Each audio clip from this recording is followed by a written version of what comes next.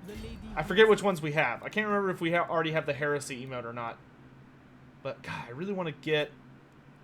Let's get another unit of Questing Knights. I really want to get the Regiment of Renown unit, but I can't get Regiments of Renown until I'm back in my own territory. And Go Trek, my dude. God, Knights are so expensive in your army. Grab me one of these. Let's go 4 archers. Raw Cauliflower, thanks for the tip, my dude. Sort of struggling to get to your streams with my schedule. By the way, Games Workshop released a good guy Blood Bowl team, but still no Amazons. Feels like Games Workshop wants to bury this old idea into the ground. Yeah, that's kind of unfortunate. I'm personally really hoping they're gonna find a way to get the Amazons back into Blood Bowl tabletop. But you are right. They have been avoiding the Amazons pretty hard. But I don't know. We'll kind of see what they're doing. They kind of have a weird release schedule when it comes to that. So I'm personally really hoping that maybe they'll surprise us, because there's a bunch of factions from the video games they still haven't done yet that I really want to see. Ooh, Potion of Healing. Don't mind if I do. Like, I would kill to get all of the demon factions. You know, if we could get, like, the Nurgle team, the Khorne team, a Tzeentch team, and a Slaanesh team, that would be so nice. And, of course, getting Amazons back would be also great, especially because they just did the, I forget what their overall team name is called, but they just added a new team called, like, the Midland something. The Midland Wolves or something like that, or Midland Heroes. And that team is the combined Old World factions. So it's dwarves, halflings, and humans. So I'm really hoping we might see like a New World team. And the New World team could be like lizardmen and Amazons combined or something crazy like that. I would love that. Okay, let's do that so I can save a tiny bit of money. Go check. What do you need for your last unit, my dude? I mean, we could fit a couple knights in here without, like, busting our bank. So maybe we'll pick up, like, 2 units of Grail Knights. Just to give us something to work with. Plus, I mean, Gotrek's a badass. He would attract that kind of fan base. For Britonia, for the lady. Move together. Oh my god, look at all these little... Now, Fight me, coward! the lady's justice. Oh, I can't reach any of them.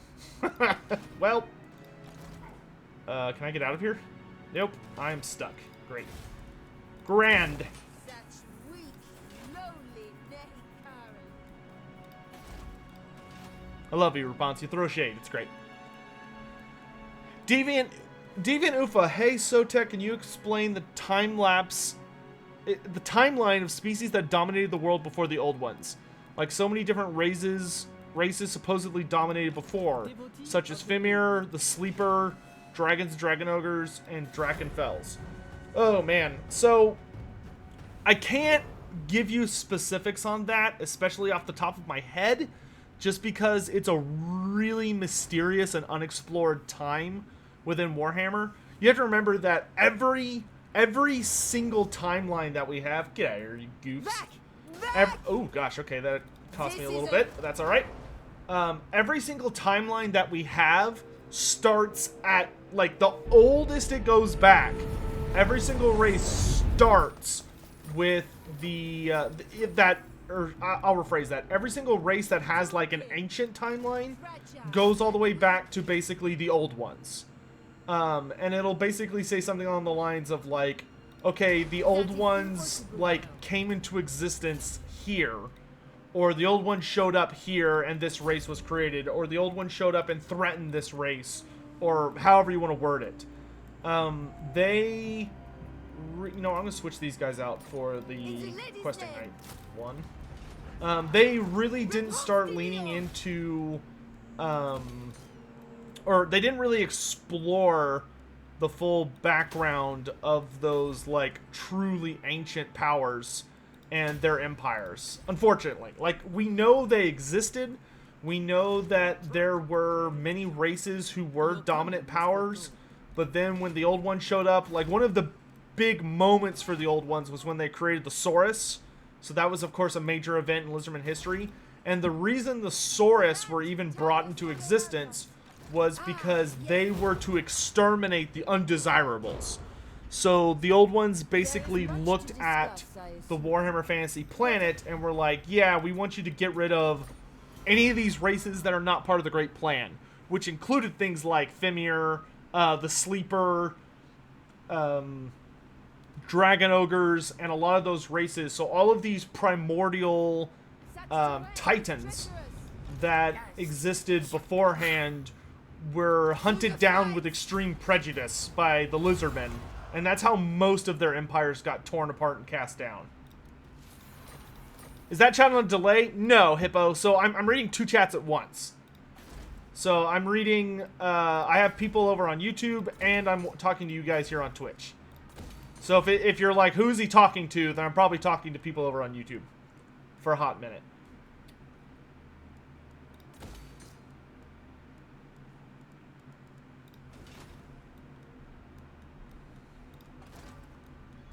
You know so much lore, it's maddening? Yeah. Tell me about it. Listen, when you devote yourself to something, eventually you're going to get good at it, whether you like it or not. I think it's time to summon the Green Knight. We've got an extra cast on him. Where's he going to pop up? He showed up by Repanse? Okay, you can join my army for a bit. We got the Green Knight! Gilles himself's here. What lore do I know about Durthu and why is he so strong? Ha! Hippo! I actually have a full video you can go watch on my YouTube channel that's purely dedicated to Durthu's entire life story. I want to say it's... How long is that one? Hold on. Hold on. I forget how long that one actually is. Oh my gosh, I can't type! Durthu. There it is. It's an hour long. It's just a tiny bit over an hour long. So if you want to go just drown yourself in some sweet, sweet Durthu lore, it's waiting for you. Luke Hastings, love your content. Thanks for the tip, my dude. Do you think Neferata will be a Lord pack or an undead faction led by Nagash? I think that Neferata is going to be in a Lord pack. So I think Neferata is going to be a... I believe that she is going to be a vampire count character who's going to bring the Lamian bloodline into the game. That's what I believe they're going to do with good old Neferata. Yep, hope that helps. Son of Gurney. Alright, Gotrek. Guys, where should we send Gotrek? Should we just send him to go punch Malekith in the face? I mean, there's nothing left on the Southlands that's really a threat to us right now. I mean, there's some kind of pissed off wood elves, but that's not a big deal. She speaks, I listen. We could have, like, Repanse clear out the south of the continent. It looks like there might still be some Skaven down there. So we'll send Repanse south. Gotrek could go to Nagaroth. And we'll have 16 Dubois here. Dubois. Focus on getting us a foothold in Lustria. What is your behest? The lady is with you. Making my way. Which, good grief, this place is just the worst.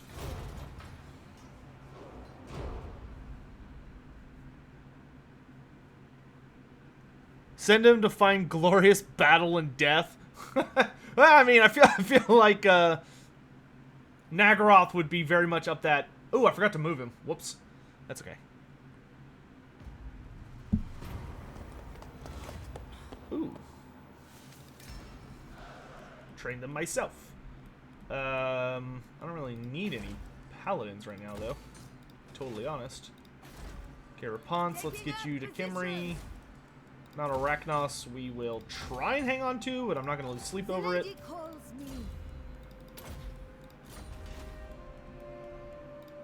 Gotrek, Gurney, son. Gotrek, journey, sir. Let's go, Gotrek. Let's go fight Dark Elves. You know, fun fact. Here's a fun little story for you guys. Did y'all know that the original writer of Gotrek and Felix, whose name is slipping my mind for the moment, though I know there's somebody in the chat will remember his name, but the original writer of Gotrek and Felix actually had at some point basically already planned out how he wanted the saga to end. And as part of that, he already knew who he thought should be like the final bad guy for Gotrek and Felix, and who Gotrek would end up fighting against. William King, thank you.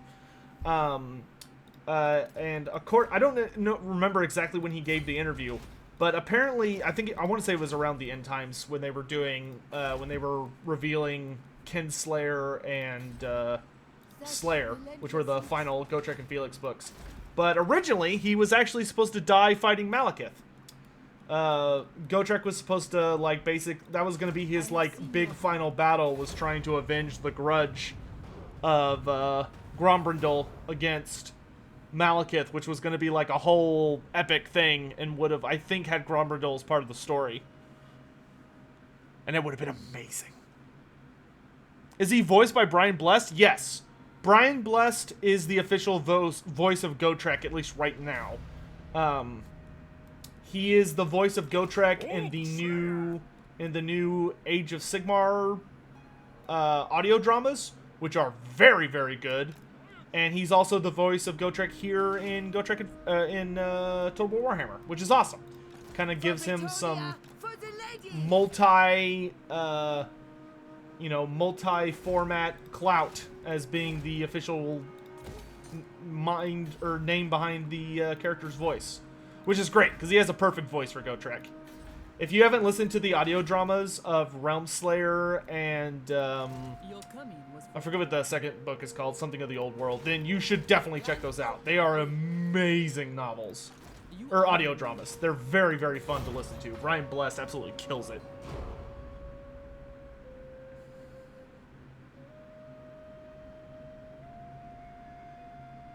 Oh, Curse Fanatic. How did the Lizardman change with Sotek?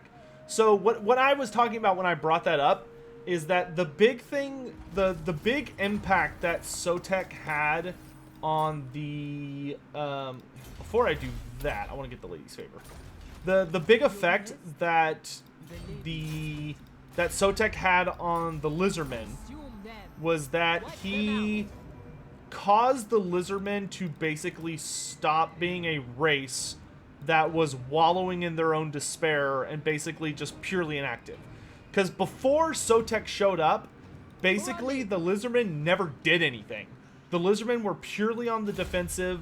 They were really confused. A lot of the Slann, and they actually explain this later in 8th edition, of that a lot of the Slann, because they had literally like stared into the gaping maw of chaos itself, many of them had essentially not been bewitched, but they had been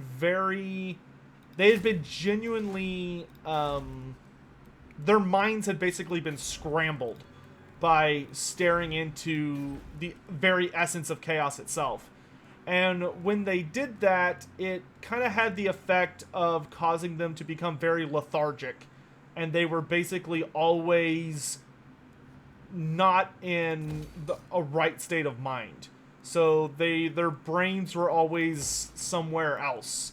You know, that's why they never took action or any of this other stuff. And because of that, with the Slann basically out of commission, oh, you know what? No, I know where we're sending Gotrek. Gotrek's gonna go to the Galleon's graveyard. Let's take out the Dreadfleet. That's a Gotrek and Felix story right there. Gotrek and Felix versus Count Noctilus. I would have bought that in a heartbeat. But that's kind of the big thing I was trying to reference.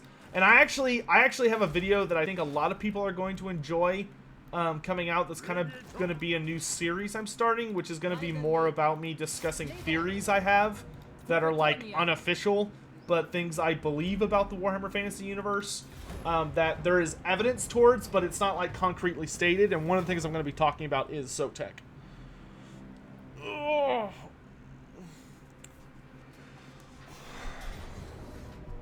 Oh, you're coming out to approach me? Very well.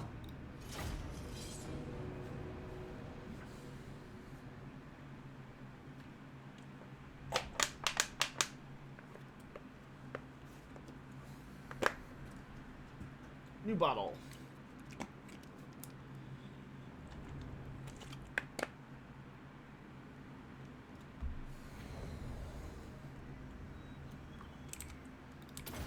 For those of you who hate the idea of Gotrek without Felix, because, wow, we have no magic here. Or at least no starting magic, because frickin' Luther Harkin's base. For those of you who are like, I hate the idea of Gotrek without Felix, that is a very significant part of the plot. I don't want to spoil things because I think the story is much more emotionally rewarding if you don't know what you're walking into. But if you're like a big fan of Gotrek and Felix, trust me when I say that you will... The odds of you disliking Realmslayer, even if you hate Age of Sigmar, you will like Realmslayer. It is like Realmslayer and the books that come after it. If you're someone that's like, Felix was my bae and I just can't imagine a world without him, just give it a chance. Just trust me and give it a chance. It will surprise you. I genuinely think it will. Ever faithful. Brave knights. At once. Okay, this is just his little punk army. Okay. Let's get these things pushing out. Battle pilgrims. Christian. Paladin of Bretonia. Paladins! Let's dive bomb these nerds. For the lady. That was rude. Christian knight.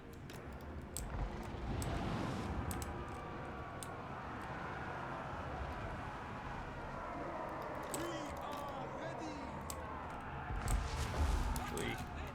Really use questing knights against these frickin' Priestess of undead the lads. lady. Behold, the power of the lady. Get out of there. Get out of there. Whoa, they've got cannons. Christian knight. Let's get on those depth guard. We serve Chew 'em up. the lady. Okay, trebuchets are in a pretty okay spot. Let's get firing. This is gonna be an ugly fight. With haste. Biggest knights. Post haste. Let's get your asses over there. Knightly valor. Ready for battle. Where? How are they using Count Noctilus's ability when Count Noctilus is definitely not on the battlefield? What is going on with that? Like, unless I'm forgetting something, but that definitely looks like Count Noctilus's personal ability, and yet the AI seems to always be using it whenever I fight Vampire Coast, so I'm not sure if there's something going on there. Your command. At once. Let's go! We are leaving! Attack. Alright. Knights, let's get to work on these deck gunners.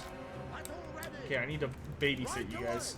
For I the really wish they would make Pegasi bigger. Pegasi are supposed to be notably larger than horses. at once. They're not horses with wings, they are bigger than horses with wings. Tis an honor. Oh, there's 2 units of sirens.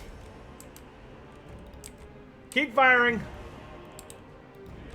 Biggest knight. Nope, you keep moving. Shut them down.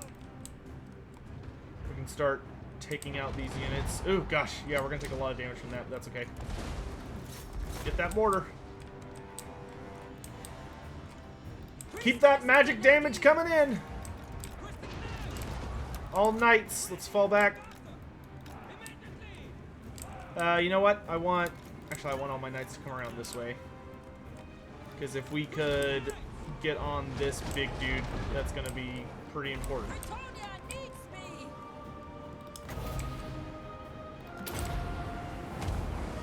Power of light.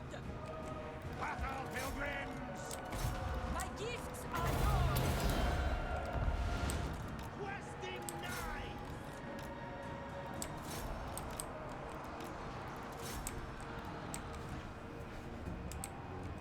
That ability is accessed by Harkon once you complete or get the unique landmark. I feel like I've seen that outside of the landmark, but maybe that's what it is. It's just coming from the pure landmark. Quickly!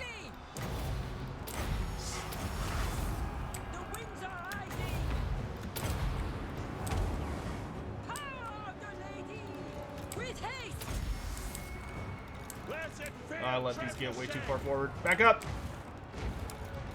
Back up! Okay, paladins are fighting the big scary thing. Knights, spread out. No, not questing you. Write them down! Peasant bowmen! Archers! Stick up good! Slay them! Get out of here! Start taking down that big nasty terror causer. At once! Get an overcast wind blast right there. Boom! The lady! Trying to get rid of all those freaking sirens. War machines! We serve the lady! Attack! Okay, we're doing pretty good at getting rid of the big scary things. Knights of the Realm! As you say! If we can get rid of all the big stuff, then we should be able to take out all the small stuff just through sheer attrition. What ability am I talking about? This ability right here. So this is Count Noctilus's one of his abilities, that like storm. Let's get a fat old chain lightning right there. Priestess of the lady! Come on, die, you big dumb bastard. Okay. For the king! My blade! You guys, I need you over here. Peasant bowmen! Doing our duty! In her service! Ready for orders! Y'all have magic attacks? No, you don't. Priestess of the lady! Withdraw! Focus those depth guard. In the light of the lady! Trebuchet ready! For our lady! Charge! My power comes! To victory! The only thing I'm worried about is all the freaking halberds. Bretonians attack! Sure as the fool! I have like very little AP that is not. Put it! Ready! See if we can take out these ranged units. Leg it! Get rid of the sirens. From the lakes and groves! Nice. My power comes! Oh my god, kill the depth guard! Blessed field trebuchet! Get you guys back online. Because I really need that trebuchet. We serve! That effect belongs to all the Vampire Coast factions, but Noctilus only gets it in tabletop. Or in multiplayer. Oh, okay. We are ready! Die! Yeah, I just, man, maybe that's what it is. I haven't played, I have not played the Vampire Coast campaign in like 1,000 years. For the lady! Priestess Where are of those the lady! gunshots coming from? Oh, it's these assholes. Prophetess!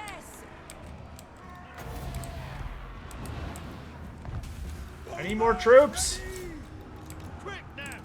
My lord, for the king! Priestess of the Oh, this is lady! coming down to the frickin' wire. Pull back! From the depths, it comes! Hey! Paladin of Bretonia! Orders! I Another unit supply. gone. Ready to serve! Oh, we got the Wardens of Montfort. Like the wind. Draw weapons! Ride! Ride! We are ready! God, they're like right on top of my catapults. We gotta lure them away. Oh, y'all are out of arrows. Well, still. Run! Run, you fools! Let's take out everything else. Take out everything with... Kill everything with a gun! Battle ready! Force breeze! Ah, shit. Battle pilgrims! Kill everything without a beard! Okay, you guys, I want y'all ready to... Oh, she died? That sucks. Oh, that sucks. That literally just cost us the fight. Shit. Dang. Well, this campaign to Lustria did not go super well. Ride! At once! Maybe we can weaken Harkin enough that somebody else can kill him. Ah, damn, that sucks. I think if we had avoided letting our... I think if I had kept alive my... I love when a unit is at, like, minus a billion and they're still just, like, hanging in there. Like, almost a minus 100 penalty. And they're just like, yeah, no, this is fine. Freaking undead bullshit. Yes, my lord. If we can get our siege weapons online, maybe we can salvage something. But I really doubt it. Oh, they have bombs! Charge! Charge! Don't let them shoot!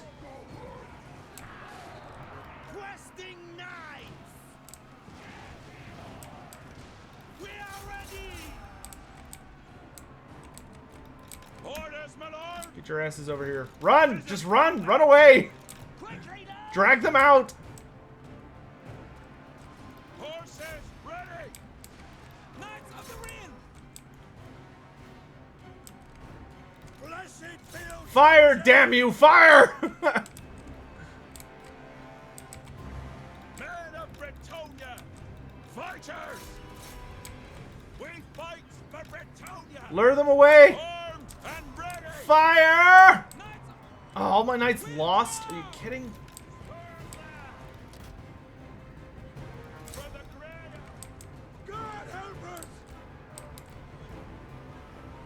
Blessed field trebuchet. It says there are 3 machines. Why are we only firing? Oh no, some of them are definitely destroyed. Peasant bowman. God help us. Oh, we got like a false fire. What a load.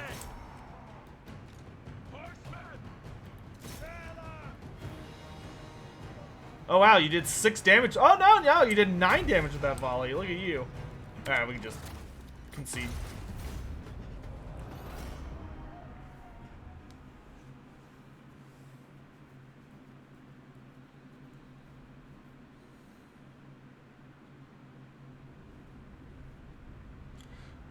What is my opinion on Warhammer Fantasy Faith and how it differs from 40k? Well, in Fantasy, Faith is very much like basically an extension of Magic. It operates under very similar rules from like the overall. It operates by the same rules that Magic does, in that for Faith to basically function in Warhammer Fantasy, you need to have the, like, there needs to be Winds of Magic active, and it actually seems to be something that it works within the realm of Magic, so it's able to, you know, counteract it and mess with it and all of this other stuff. Virtue of Noble Disdain seems good. Oh, but he's gonna, like, really get to heal based off that. I think we could just call this particular little invasion a bust. Well, actually, I might be able to salvage something if I could just find a settlement to take. So maybe I could head for, like, the Blood Swamps. Of the lady be upon you. We can just inch our way over there. But the big thing about Faith in Warhammer Fantasy is that if you have genuine faith in something, in anything, then your faith will essentially begin to reflect and have an impact on the very realm of chaos itself. Because the realm of chaos activates or functions off faith. So, like, if you have, you know, if somebody believes in a god and they genuinely believe in that god and they worship it and they're very active in their worship in it and they seek to basically constantly empower it and all this other stuff, that is actually going to start to ripple into the real world. Like, that's going to start to have an impact. And that's one of the really, really interesting things about fantasy religion, is that it's not just having a faith is not just faith. There's more to it, and it's a very sticky, complicated discussion. It's difficult to put into words without doing like an extensive amount of research and just like writing. Oops, not that. And basically like sitting down to write a script. God, I hate when they're like, "Oh yeah, I'm almost willing to agree to this thing," and then you have to offer them like Oh, wait, that's demands. Is there anybody you're at war with that I could join? Maybe the Cult of Pleasure? Oh, yeah, okay, you really like that. Could I get military alliance? Yes! Okay, so now we're at war with Morathi, but we got a military access and an alliance with Krokkar. That's great, because that means I can just run south and start punching Dark Elves in the face. Let's go, Repanse. When Manfred says in the game says Nagash was weak, does he really think that in the lore as well? Yes. Manfred is very, very, very arrogant, and genuinely believes that Nagash was basically an idiot who had a lot of power, or either he had a lot of power, but he didn't use it properly, and therefore he's a fool, or it's that he did not have a lot of power and a lot of people overestimate what he was capable of, or because he was simply the first, they give him credit where he doesn't really deserve it, because he wasn't actually powerful. It was more of that he was a very unique individual and was just the first. It depends on what angle you want to approach it from. But Manfred genuinely believed that he was stronger than Nagash. He was very wrong. So warrior priests in essence use light magic? No. So faith in Warhammer is not taking one of the winds of magic and then applying your religion to it. It's more akin to you don't actively control the winds. It's more like you actively engage with the winds of magic to basically reach into the realm of chaos itself and interact with your deity. So whenever you're using like a faith-based attack in Warhammer Fantasy, say you pray to your god to like for divination, or to make your hammer catch on fire so you can beat people to death with it, you're not casting a spell. What you're doing is you're basically reaching out into the very winds themselves, into the beyond places where your god actually manifests and exists, and you're getting a response. And that's why you can get a bad response. Or if like you have not been following the tenets of your faith, you're not gonna have your power. So like if you're someone that worships Tal, for instance, who's the Empire god of nature, right? He's one of the old gods in the Empire. This really ancient deity who's all about being one with nature and not over hunting and protecting the natural world and all this stuff, and you're just like cutting down trees to like pave parking lots for your favorite new line of steam tanks or whatever, Tal's not gonna do shit for you. And if you try and like actively unleash one of his prayers, so like you study his doctrines, you learn the words to his prayers, and you're like, all right, I'm gonna like wave my hands the special way, I'm gonna say all the magic words, like I'm gonna do all this stuff, so Tal, let me shoot lightning. Tal is going to drop the wrath of God on your head. You're basically going to pull the attention of this deity, a literal god, to you, and you're going to piss them off. And it's going to be a bad time. There is a system in Warhammer Fantasy known as the Wrath of God, which is literally just that you basically try and invoke a prayer, but you screwed up. Like, you didn't say it right, or you have offended the god one way or another, and they basically just drop the hammer on you. Lord and hero.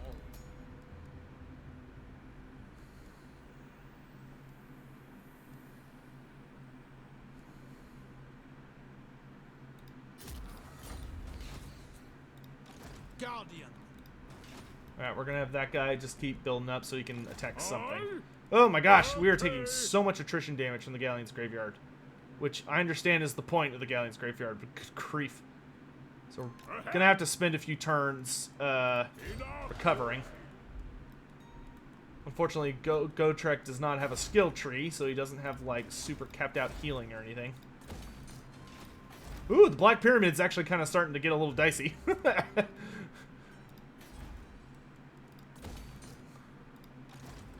Repanse, you're riding hard and fast for Dawn's Light. Good girl. Gotta negotiate with Tic-Tac-Toe here.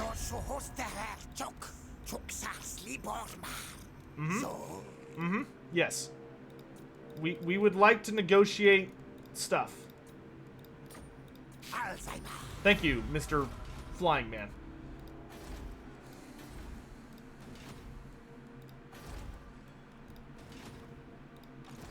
Yeah, I think we'll try and take out the Blood Swamps. And we'll establish a base there.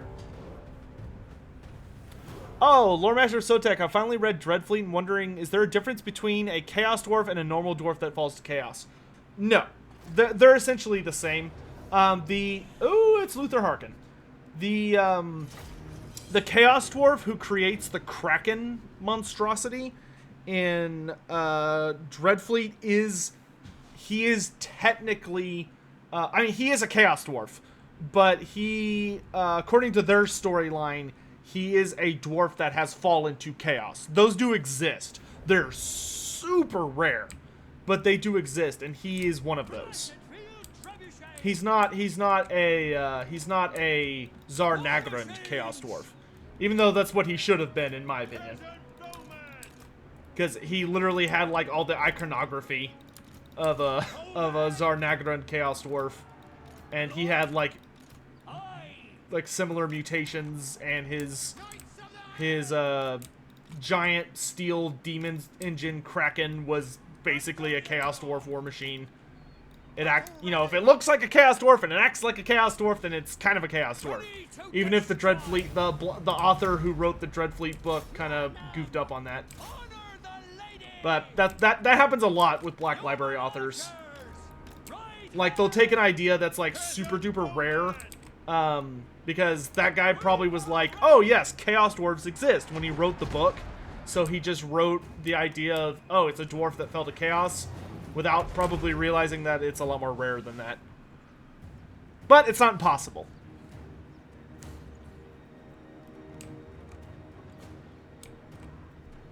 What caused Vlad to leave Nagash's service in the end time? Nothing. Vlad technically stayed loyal the entire time. Because Vlad was not an idiot. Vlad very firmly believed... What is he doing? Oh, it's that garbage. Vlad very, very firmly believed that Nagash was just too big and scary for him. Because he actually understood Nagash.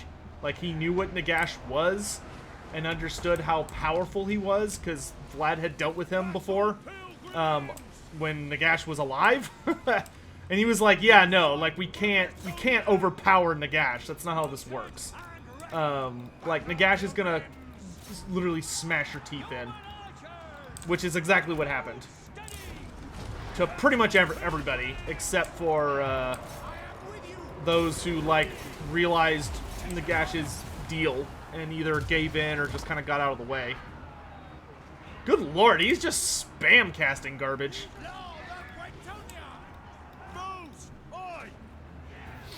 No, I do not accept this. You're struggling to see him garbage. He's freaking huge.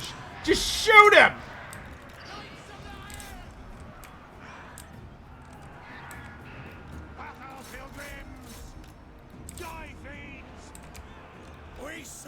Shoot the giant bat.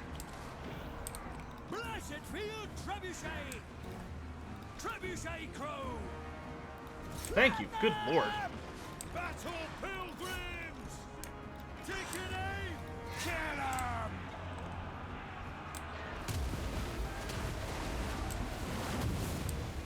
Man, that spell is so pretty.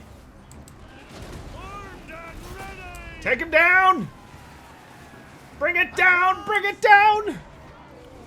Yeah, Vermintide 2 also has a dwarf that falls to Chaos. That's correct.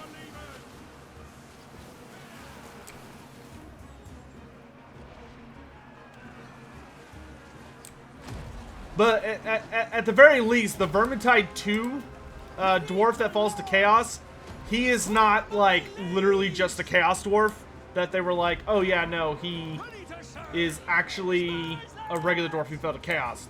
He is a dwarf that fell to Chaos, and he forged, like, an artifact a really long time ago that's really scary and old and stuff. but he doesn't do like he doesn't have the symbolism, appearance, and design of a Chaos Dwarf, if that makes sense. Like, if you get where I'm going with that. Like, I don't have an issue with the Vermintide 2 guy, because I think he's, like, a faithfully designed character where, like, it would make less sense for him to be a Chaos Dwarf based on the information we have about why this weapon was crafted, where it was crafted, how it's ended up where it's ended up, all this stuff.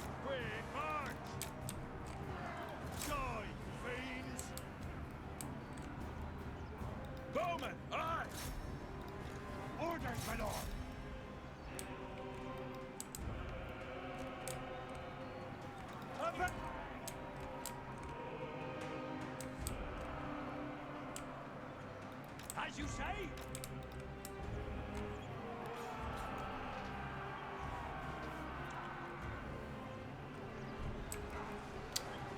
Do I think Cathay will be in Game 3? I hope that Cathay will be in Game 3. That is the best thing I could say.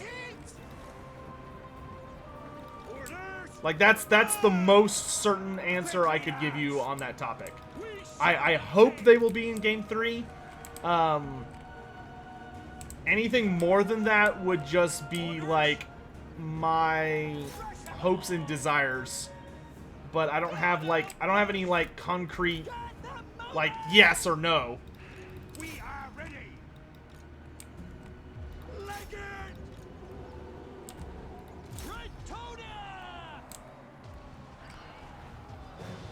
Yeah, I think our New World invasion is about over. God help us. God, he just does not take damage. 30% missile resist, 11%. Bring him down! Run! God help us! Repanse! Moats ready! Withdraw! Yeah, that's fine. How often do I stream? I don't have a strict schedule. I just kind of stream when I have time and I'm feeling up to it. But generally, I'm pretty good about streaming at least once every 2 days. I try to do daily, but it just depends on how things are going. Does Morger do anything in the end times? No, Morger never showed up. Which was a freaking travesty and made absolutely no sense. But that mainly happened because the Wood Elves were basically rolled into the Elf plot, so the Wood Elves didn't get to have their own plot. They had to share with the High Elves and the Dark Elves. Which was a shame, but, you know, it's just the way it goes. So many noble warriors struck down. It's a sad day. It's a sad day! Is this my, like, super recruitment place? Yes, it is. Alright. Let's try that again. And this time we need to be smarter about the army design.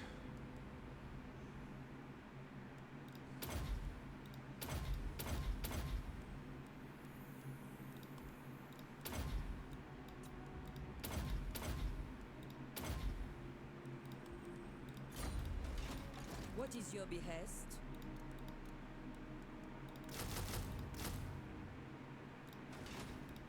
Devotee of the lady. We're gonna get you a really good army, lady. Is that Noctilus? No, it's Lana Sea Legs. Okay, we want to get as close as we can to this place. Even slayers must rest. So use Prayer of Fortitude. Repanse is down south. So got a ways to go before we're in Dark Elf territory, but we'll get there. Who is Morger? Morger, if you've played Total War Warhammer, Morger is one of the Beastmen legendary lords, but Morger is the physical embodiment of chaos. He's basically like, he's a god that he's kind of a god, but he is basically a physical embodiment of the corrupting and mutating essence of chaos itself that has found a way to basically force itself into reality by possessing the bodies of, like, babies when they're about to be born. And so anytime he dies, he just immediately reincarnates himself. And to say he's a pain in the ass is a grotesque understatement, but he's this super crazy, bizarre monstrosity. And he's one of the most powerful characters in Warhammer Fantasy. Who's the strongest non-Nagash creature of undeath? The most powerful being of undeath that is not Nagash. Why not? Let's kill this dude before he becomes a problem. I say, and then remember that he's gonna drag his whole, like, party into it. Alright, let's do this. Keep me busy. But, the strongest undead thing that's not Nagash. Probably the strongest when they were at maximum power.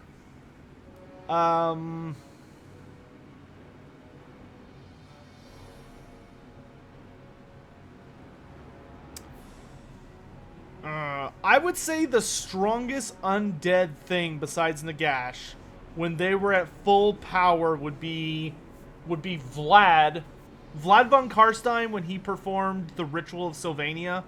That he was really scary when he did that. Like, that was god tier Vlad. And then next to that would be Van Hal. Van Hal was super duper spooky when he was at max power. I would say, like, at consistent level of power, probably Cetra. Cetra is the strongest undead thing besides Nagash himself. Like, if Nagash and Cetra go toe-to-toe and they're both at full power, it's a fair game leaning towards Cetra getting the win. Because Cetra's anti-magic from the Brooch of Ushirian makes him so hilariously overpowered when he goes up against magic, and Nagash is so reliant on magic that it causes Nagash to lose. That's how Nagash lost to him the first time. Was that when the War of the Dead happened, which the War of the Dead was when the Tomb Kings originally woke up. When eventually Nagash came and tried to claim them many years later, because he obviously was killed by good old Alcatazar during his great ritual. But eventually, when Nagash was resurrected and he wanted to try and he ended up going to fight Sigmar. The reason Nagash went to fight Sigmar is because originally he tried to go south, and basically, like, re-dominate the Tomb Kings. That did not go over well. Cetra was having none of it when he realized who Nagash was. And that's, he gets dubbed the Great Betrayer and all that. And, yeah, Cetra was having none of that and kicked the shit out of Nagash. Like, Nagash got just absolutely wrecked by, Cetra the Imperishable. It was embarrassing how badly he got put down. Alright, Gotrek, bring me victory! Let Bretonnia dominate the high seas! That was a little rude. Let's keep you two kind of close to... Come on, Felix! Get that healing up here. Why don't you two wait for Felix to catch up with you? Burrell Knights, let's get you in that forest. I love this map. This is such a cool map with the Maelstrom right there. Is he running away? Looks like he's definitely running away. Field Trebuchets, get into position! I also kind of love this angle because it really feels like the Vampire Coast army is like crawling out of the Maelstrom's ocean.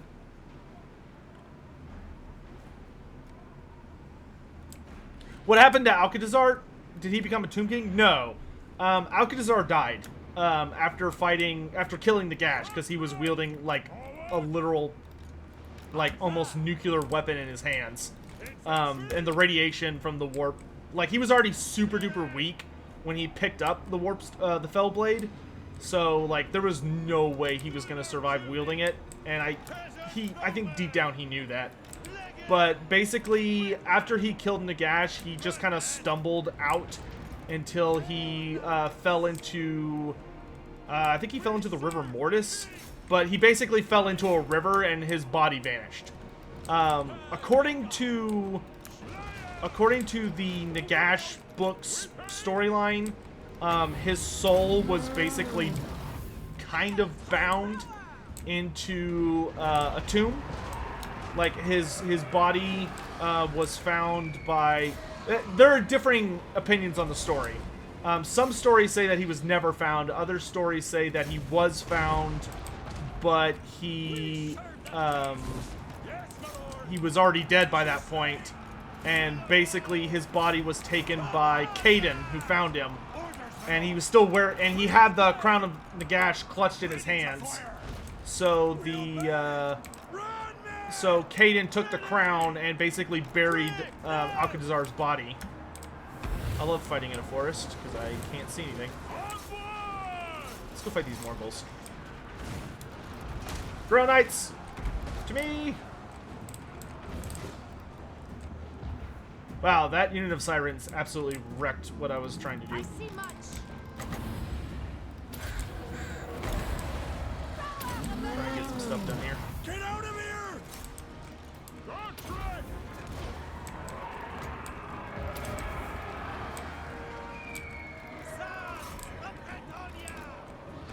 Cut them down! Trebuchet crew! With drop! Post haste!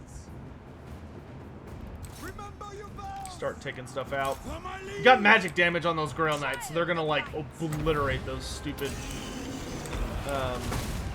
things pretty quick. I want you to take out that mortar.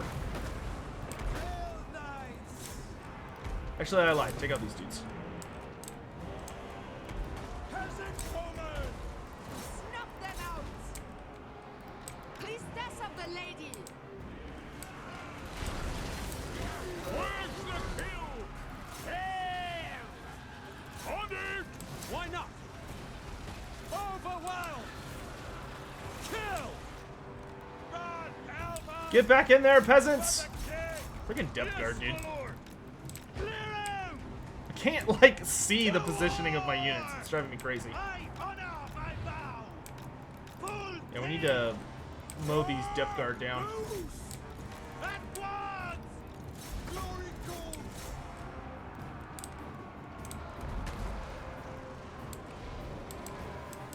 Battle ready! Hastily! With haste! Let's get you guys in the back. Withdraw! For the lady! Archers, aye! Kill him!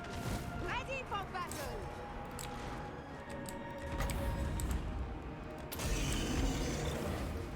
Rail knights! Yeah, dude, these Depth Guard are just absolutely destroying the shit out of all my units. Blessed field trebuchet! Like, we're gonna need, like, an all-Footsquire army or some bull to deal with all these freaking Depth Guard. They're just running all over me. Strike! God help us! My gifts are yours. Hail knights! Blessed field trebuchet! Release! My lord? Crush them all! Serve and obey! Priestess of the lady. Doing your better! Peasant woman! Withdraw! Moving apace! At once! Contract! Kalagul! Contract! Mine post! Withdraw! God help us! Blessed field trebuchet! Your behest. How does the Empire feed itself when rural arrows seem extremely vulnerable to Beastmen, Scave, and Gabos? So the breadbasket of the Empire is like all of these southern provinces, which do not have a lot of forest to them. And because they don't have a lot of forest, they generally do not have to deal with like a very massive amount of problem causers like Beastmen and Skaven and all that stuff, just because a lot of those guys are not there. This is... Yeah, I don't know if I'm gonna need... Yeah, I just let those sirens get around my side, and it was just dumb. I should have just holed up on the entire army of Grail Knights. I think I should have, like, just bolted up on the hill. I think going to meet them was where I screwed up, because when I went to that forest, I basically, like, couldn't see anything. My blades. Send me a champion.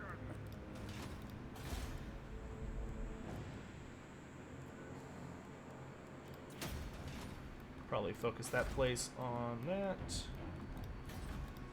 God, we still have so far to go. Ugh. I need a foothold somewhere so I have people to fight. Because the big issue is I'm just like running out of enemies.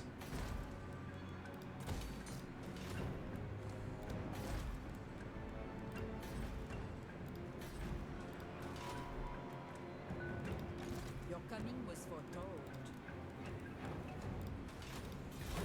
Leoness! What about OG Drakenfels? Drakenfels got retconned pretty heavily in the end times. Drakenfels was a powerful individual, but his set of powers is very all over the place and very messy. I would not say that Drakenfels is one of the most powerful undead type individuals. I'll do the fighting.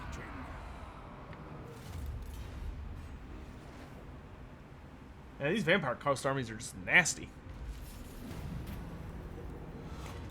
I actually don't think that Grail Knights would do that well against Death Guard. I would need like an entire army of questing knights. Repanse! Okay, we'll strike at Tor Serpendor, I think, I am and then we'll go after his islands.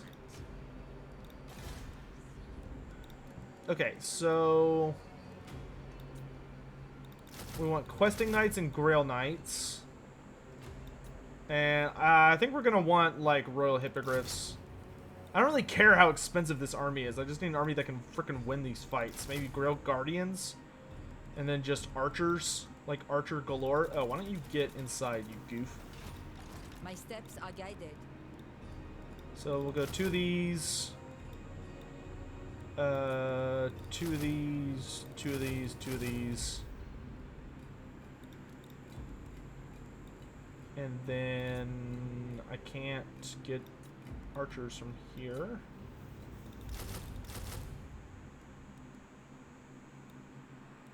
then just some halberds, I guess. That'll work.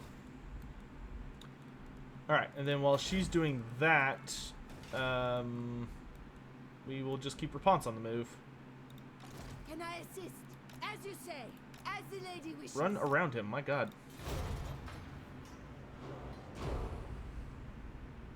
No, we're getting melted by Vampire Coast. We're fine against I mean, I'm very, very good friends with the High Elves, so I don't think we're gonna end up fighting them. We will be going to the war with the Dark Elves soon, though. How would I fix the Beastmen? Oh, Dossict, sorry, my dude. Let me double check that. Dossict.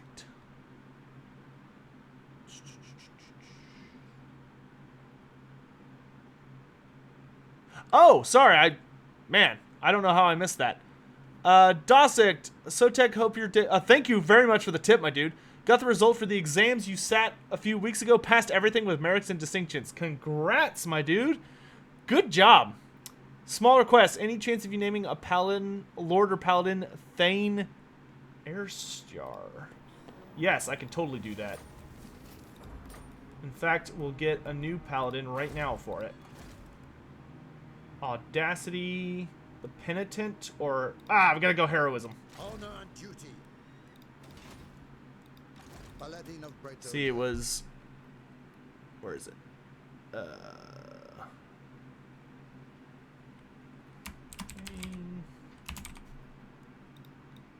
Thane's an interesting title, but, you know, we'll run with it. There we go. Have you lost your wits? And he will join up with this dear lady. I shall share my greatness. I love that he's coming in at a nice, beefy level there. Okay. Our empire is, like, very nice condition.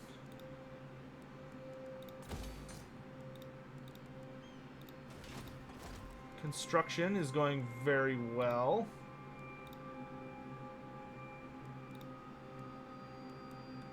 Yep, okay.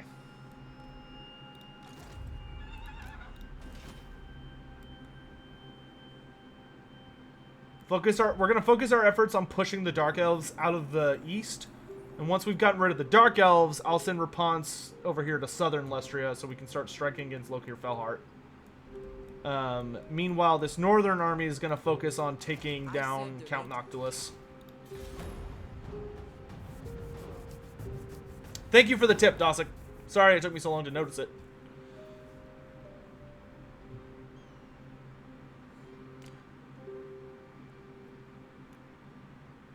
How would I fix the Beastmen? So, the big thing for me with the Beastmen is I think fundamentally the Beastmen have a good baseline there. Like, you have a system of they have the ability to be really, really stealthy and be able to move around in, like, unexpected ways and have stealth camps, and they have a basic ambush stance even when moving normally and all that stuff. So I really, really like that they are focused primarily around stealth and want that to continue being the case. Where the hell is Repanse? Buried in that absolute mess. Okay. Let's go hang out by Malice here. So, I like all the stealth focus they have. My issue with them has... And I really like the moon events. I do think that the moon events need to be adjusted a bit so that either there needs to be like a more reliable... There needs to be a way, either through research or like accomplishing enough sacrifices or whatever. I would really like to see the Beastmen have the ability to mitigate like how nasty the moon events can be sometimes. So like instead of it being, oh, the moon has different phases, and depending on the phase of the moon, you get these things, but every one of them has like a really good buff and a really bad debuff. I would like them to introduce ways where maybe that's how it starts off, but either through your tech tree or through like other shenanigans, maybe you could adjust it so that the moon events become pure positive later campaign. The other thing for me is the Beastmen suffer more from their roster being too small, I think, than they do from their campaign being bad. The only other thing I'd really want to see has to do with all corruption, which is this, that corruption needs to be more meaningful. Like, if they're going to have corruption be like the super big gimmick for chaos armies, and Skaven armies and vampire armies, that's fine. But then, if they're going to do that, they need to make that actually mean something, right? So, like, if you're telling me, okay, so when you're Beastmen and you raid, Death to the enemy. or blow up a settlement, so, oh no, it's like, there's all this chaos corruption. Okay, well, that needs to mean something. Like, if I'm saturating a place in chaos corruption, that needs to have really negative results. And, like, maybe that's something they would have to do on, like, difficulty modifiers. Because I know there are some people that, like, hate that concept. Like, there are people who just want to enjoy the game more casually, and they're not very good at the campaign. And to them, the idea of, like, corruption having serious consequences seems to genuinely bother them. Which is... like, I understand that, even though it's, like, it's not that hard to mitigate. There's a lot of systems in place to do that, but a lot of people seem really stubborn about it. But I don't know. Like, I would like it if it's like, oh, okay, you got this area up to like 80% corruption. Well, since it's at 80% corruption, maybe it like constantly will spawn new hordes of chaos. Or maybe if the beastmen create a herd stone, they're able to, like, by, you know, raising a settlement, they raise a herd stone in its place. Well, because they raid a herd stone, it's going to constantly spawn beastmen armies that attack that province until everything in that province is destroyed. And then if that happens, maybe it'll start spawning even scarier armies that'll start roaming around to destroy other other provinces. So you need to deal with it. Like, it's a problem. You need to acknowledge that it's a problem, and you need to deal with it. I think that's kind of the biggest thing. The other thing that I would do is, while I have an admitted weak spot and love for horde armies, I think that a pure horde army is not, people don't like it. I think generally is considered a negative experience and tends to leave a really bad taste in most people's mouths. I think people like pseudo hordes a lot. So like Vampire Coast and Norska, people seem to pretty much, you know, almost universally like those.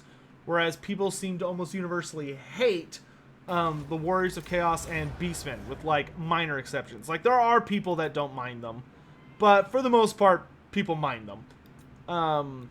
So, you know, I would argue that, okay, if people don't really like that, then let's not use that. Make the Beastmen into a pseudo horde. So maybe, kind of like how they've added a new forest in the Southlands, the Heart of the Jungle. Maybe you, like, make multiple important forests all around the Warhammer Fantasy map. You know, like, you have all of the just super duper famous forests, and maybe you have the Beastmen and the Wood Elves fighting over those forests. And those can operate as, like, the only places, you know, like how Norska can only set up a base if it's a port, or they can only set up a real base if it's like an enemy capital. Well, what if the Beastmen could only set up a real base, and that's like their only option is a real base? What if they could only set up a real base when they take one of the forests from the Wood Elves, you know, scattered across the planet? Or if they take a place that, like, has a notable history of Beastmen problems, if you take that settlement, you can build an actual base that would allow you to have, like, unique settlements, or unique structures, which I love unique structures, and that's one of the things I hate about hordes, is that hordes can't build unique structures, because that's just not how that works. So if they had, like, pseudo bases, that would be really cool, you know, or bases that they could only build in really specific places. We must rest. Oh my god, the healing here is, like, so bad. I do not have the patience for that. Is that Malice Darkblade? It is. Have at thee! Bretonians advance! Now to battle! Time for a duel.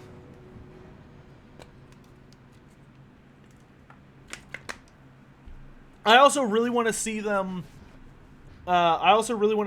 Clean up the tech tree. Curse Fanatic. Thanks for the tip, my dude. As a fellow musical lover, how amazing was it to finally watch Hamilton? I haven't watched it yet. I was going to. I'm hopefully gonna watch it tonight. I literally turned Hamilton on. I had it, like, ready to play, and I sat down, and the instant I sat down, I got a phone call from a friend of mine named Cold, who probably isn't watching right now because I imagine he's at work or something, but, like, you've probably heard about him here on the channel. Cold is, like, a very good friend of mine, but Cold is, I will only say this because I know he's not here, but Cold is very, very, very sick.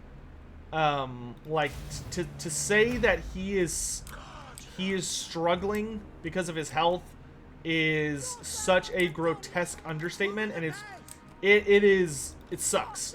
Like, it really sucks. But that's just the reality of the situation. And so, like, if he ever calls me and is like, hey dude, like I'm having a really hard time right now, like do you want to play a video game or something, I will literally drop whatever I'm doing and like go hang out with him.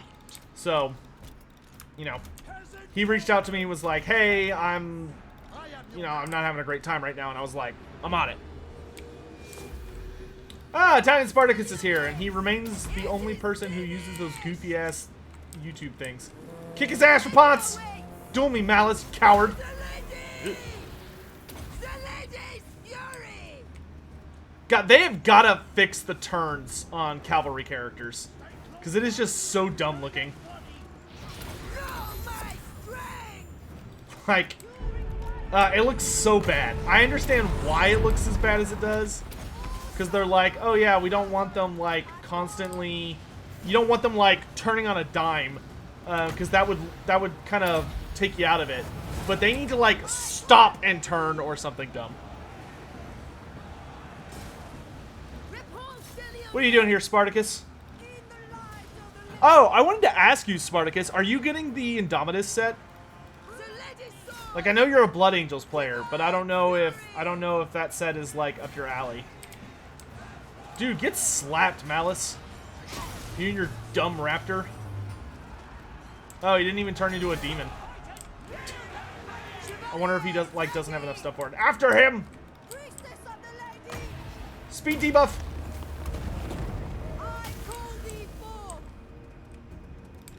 For the lady!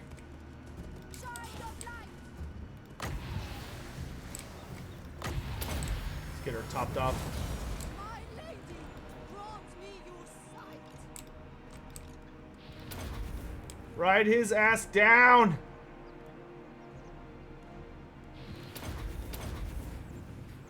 Good lord, he's just like not taking any damage. Whatever. Will I do a backflip now? I will never do a backflip. The only way I will do a backflip is if I lost like, let's say 70 to 80 pounds, I would do a backflip.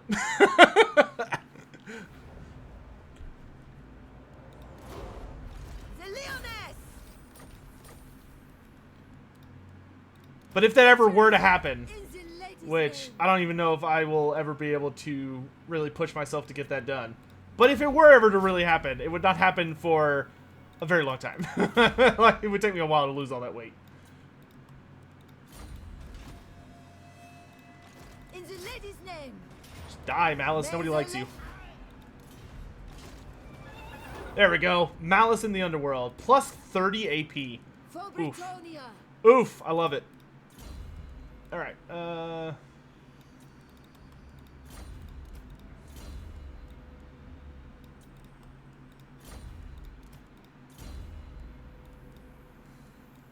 my gosh, are we finally maxed out on her magic? Yay! No. Battle comes. I will attack your fortress, but I would much rather you come outside and fight me. Fight me, coward!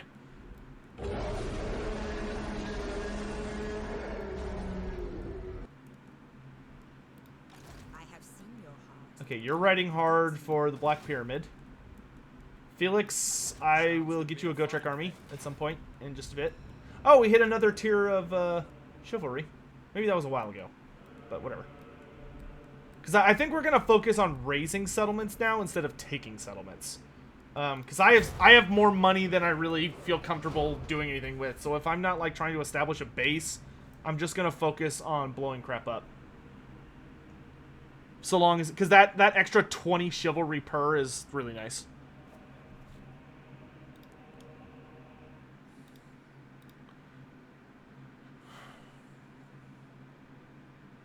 Undertaker, Malice should have something related to negate rampage on cold ones. Yeah, that would actually be a cool ability they could probably add pretty low key.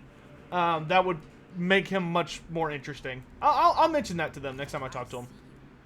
Give Malice like the skink ability, where he's able to like negate cold-blooded in the immediate area around him. Sorceress. Nicely done.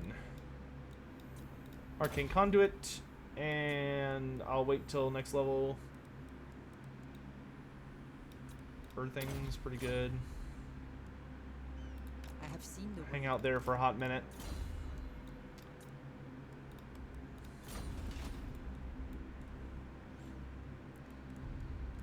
Are there no army book about any of the Council of 13 members? So I'm assuming you mean is there no lore books?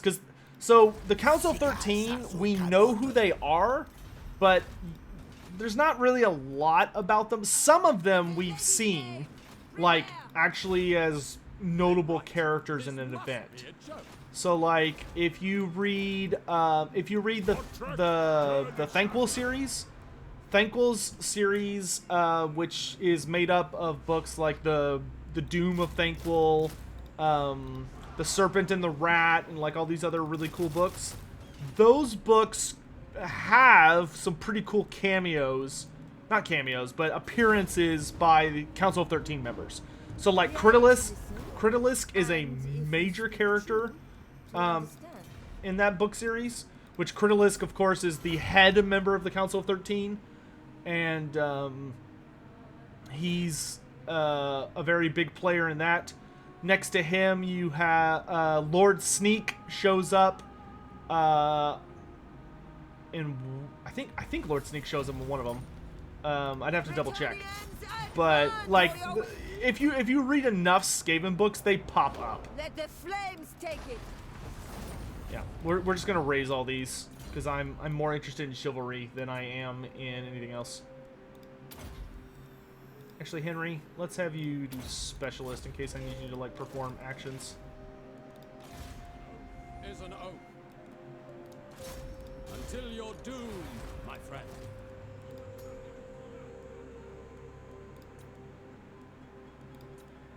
Priestess of the lady.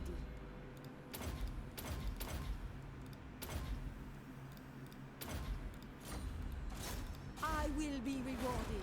Send me a... Your coming was for Okay, you're going to go fight Count Noctilus with Gotrek. I will send 2 armies to just punt Count Noctilus into oblivion.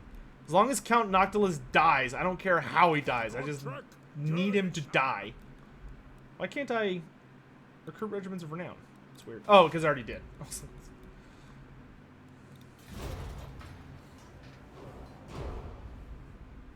There was another Streamlabs. Whoops.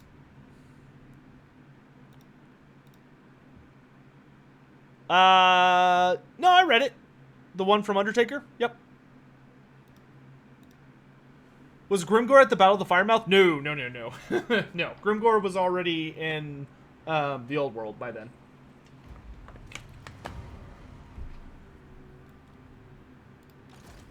Plus, I feel pretty confident that if Grimgor had been at the Battle for the Firemouth, I honestly think Grimgor would have died. Where's the ale? Gotrek, Gerdishak. Priestess, my lady, honor me. I mean, that was Greases at his like absolute height. Give me like Pegasus Knights that can just like fly into all this stupid garbage and tear it up.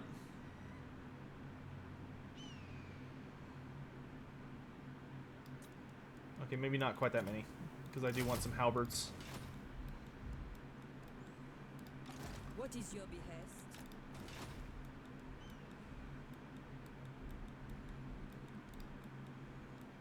Oh, Temple of the Serpent, that's right.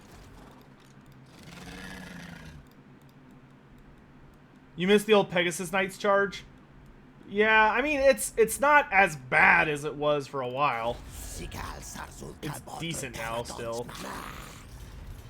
Why you gotta be such a jerk? Fear no peril.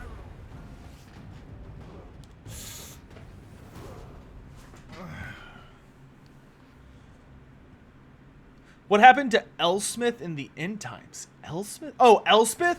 Elspeth von Draken? She never showed up.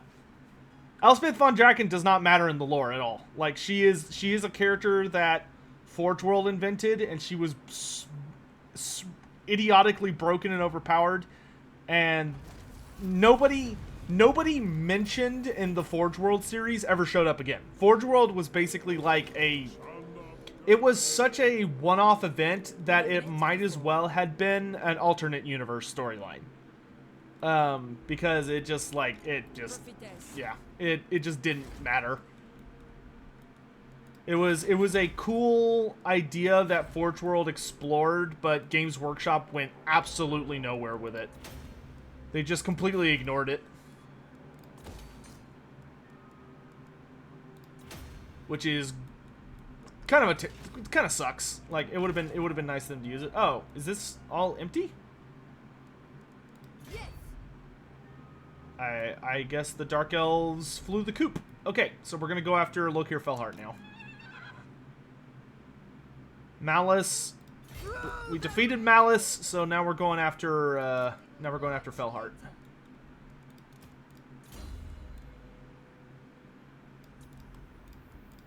I'll just keep pushing these dudes, evildoers, back until we claim eventual victory.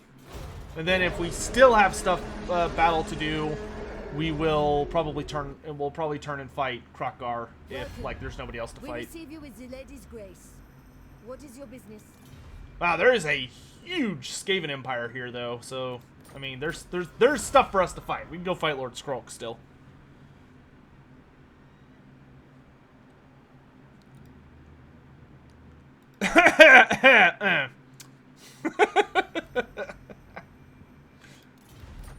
Oh my gosh, Italian, what happened? What happened? Oh man. Timed out for 300 seconds. Oh man, whatever will we do without you? I feel so lost now. Oh man. Oh, I should probably get the decree. High Seas decree. Yeah, let's do that.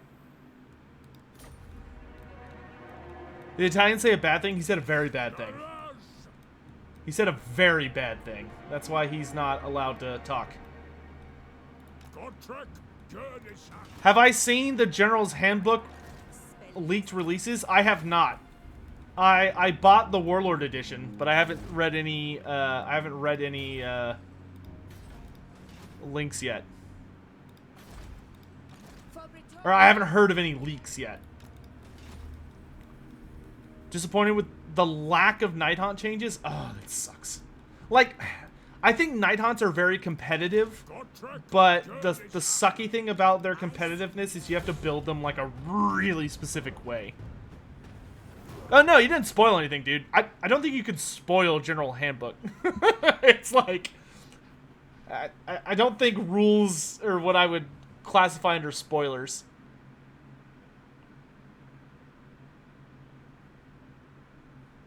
Did Italian Spartacus denounce my OTP? No, he kind of did the opposite. Your coming was foretold. Taking my leave. That's what happens. That's what happens to Elspeth von Drakensimps in this chat. They get the hammer. They get the hammer. The lady calls me. It's justice. Coarse.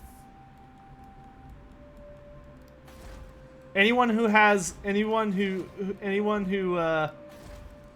Elspeth as their waifu or favorite will be dealt with harshly. But it's only justice. It's to make the world a better place. Do I plan on doing any lore videos on Gotrek and Felix? Yes, eventually. Speak your mind. Gotrek and Felix might actually be kind of a weird one to do because I will have to look up how that one's kind of weird because it's a set of novels that tell a very cohesive story. So like I don't want to make a Gotrek and Felix video that allows people to know the entire stories of the books without reading the books, because I feel like that's kind of more legally like so I'm gonna have to figure out how I want to tell their story. That's gonna be a little tricky. Curse Fanatic, check my earlier donation.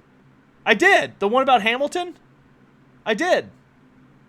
Like, back me up, chat. I did a whole spiel on it. Where were you? Giant Slayer. Embarking. What is your behest? I was saying that I haven't had a chance to watch it yet. I'm hoping to watch it today, because when I sat down to watch it, I got interrupted by something that took priority, unfortunately. What are my thoughts on the next DLC and when it might release? You know what? I will probably just make a video about that. And just put that out this week. I've been getting asked that question a lot lately, so I think I'll just do a video on it. But like TLDR is that I am desperately hoping for either a Wood Elves versus Beastmen, Dwarves versus Skaven, or Vampire Counts versus somebody. Do I think we'll get Countess Emmanuel for Wizenland? No, probably not. The Countess is not a fighter. Like she is purely a diplomat. Like her Runefang is purely a symbol of office, or she gives it to someone to represent her in battle. But I would highly suggest, like, I would like to see her represented in the game somehow. Like, maybe as an agent that you can assign to a character or something. What is happening? Tonight, I shall stand in the iron halls of my fathers. This path is no more Oh, he's leaving. than that chosen for us. No! Go Trek! My reputation precedes me. Dang it. Cedric at the Flame, you're up. My reputation precedes me. Oh, and we lost the Green Knight at the same time? Oh, my heart. We're losing all of our heroes. Oh, God. Holy crap, I can get a level 11 dude here. Noble Disdain. Ooh, I like that. That. Look at that Chad 40% physical resistance. What a boss. Yeah, let's hire him to help us with these damn undead. I pledge you my service. I will lead by example. Get your butt over here, quick. Got stuff to do. More Pegasi. Okay, so we'll wait then for him to catch up. And the Green Knight's gone, so Repanse is down a slot, but that's not a big deal for her. Set sail! Oh wow, look at like this big old naval war going on. There's all these like ships down here. It's busy. Blessings of the lady be upon you. Okay, you guys just hold up. Seers. My lady calls. Protector of the Oh, they're pirates. Lord. Wait. What is y'all's Val's who I stuff? am. What are you? Okay, you're working on that. You don't have anything. I have seen your heart. What are you working on? Oh god, you're not working on anything. Research tech. What are you working on? Oh god, you're not working on anything either. Oh god, no, not agent action. Ah, fudge. True Knight of Bretonia. Yeah. Gosh damn it. We have met before. Guardian Alright, of kill those Bretonia. pirates. Wow, those are some scary pirates, considering my armies are, like, really good. Okay, so let's do Banner of Flame on Cedric at the Flame. That's fitting. Then let's give AP to Knights of the Lionhearted. Leadership to our Halberds. And Spooky Crow Banner on those guys. Alright, time to kill some pirates.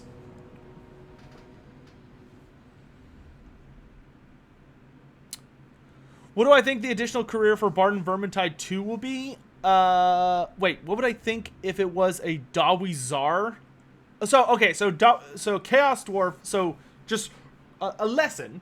A Dawi Zar, that's two separate words. And Dawi is, I imagine most of you know how to spell Dawi, it's D-A-W-I. But Zar, so Zar means fire in Kozilid, and that's Z-H-A-R-R, just for future reference.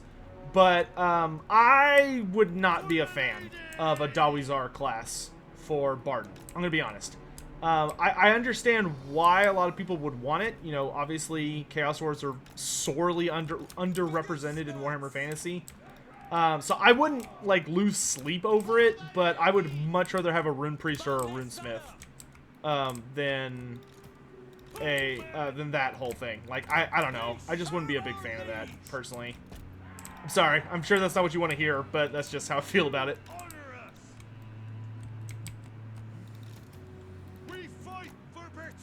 I love when they have forests that don't count as forests. That always is my favorite thing. Alright, let's ride. Archers, if y'all could lure them forward to the ocean, that would be swell. Don't run. Let's come around this way.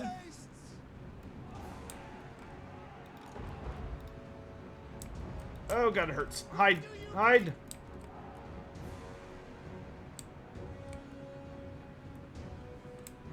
Cousin Auchery? Well, that would just break the game. You can't have Cousin Auchery in the game and it still be balanced. Like, that he would just, like, instantly win every mission. Like, he just walks into the mission, the game's like, you win. No contest.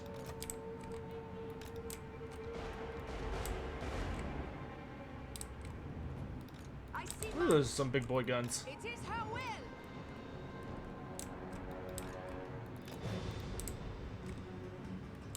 I've got to get, like, all of my stuff close enough that I can reliably bring in all my Pegasus Knights. They're just not quite close enough yet.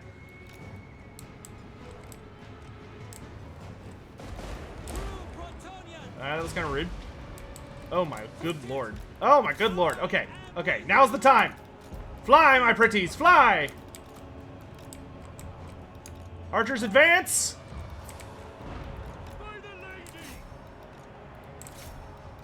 Into them!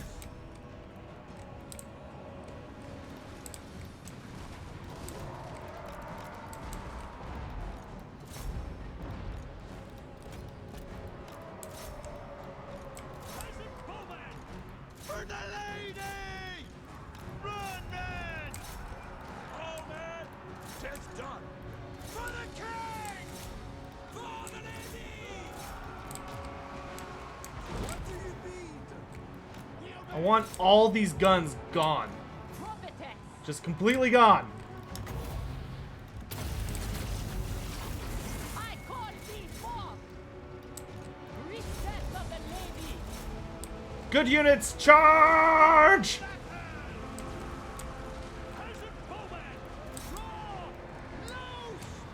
Priestess of the lady. I call thee forth. Squire! Run 'em, bro! Ah, yes, the Royal Hippogriff Knights are here.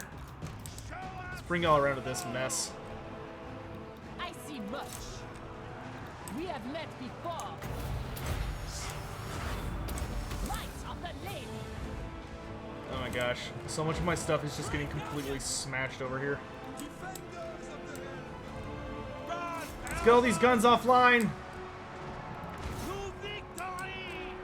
Peasant bowman! Nerds, shoot. Bowman! Squires! Quickly, lads! Priestess of the lady. Oh my gosh. Noble and pious. Get out of there. Human archers! We are ready! Brave knights! Hastily! Okay, let's pull y'all out of this mess. Oh, and over to this mess. What orders? As you say? Knights! With haste! Take the ground! Child of light. For the lady! God, of course I just want to freaking end Noctilus and I run into one of the easily the strongest pirate fleets in the entire game. Because this pirate fleet is like all purely rank 9 just garbage. Just infinite garbage. It's all like depth guard and other like horrifically high tier stuff. I serve the lady. Power of light.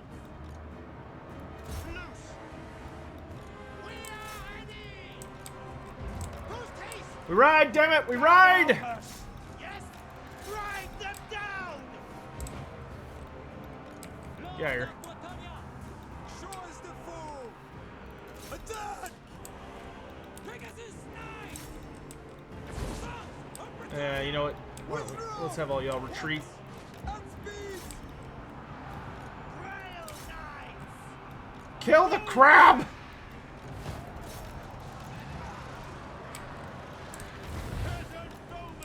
Okay, we're done over here. Okay. Withdraw!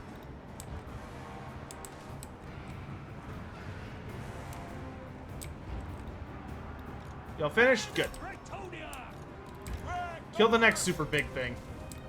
Pegasus knights! At once!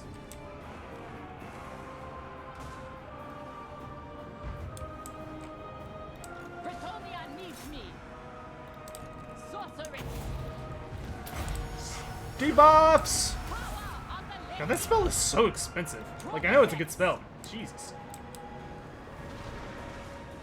Bring it down! Bring it down! Peasant foeman! Well, the good news is we're still, like, really close to our shoreline, so we can just fall back, heal up, and then get right back into it. Yes! Shift it!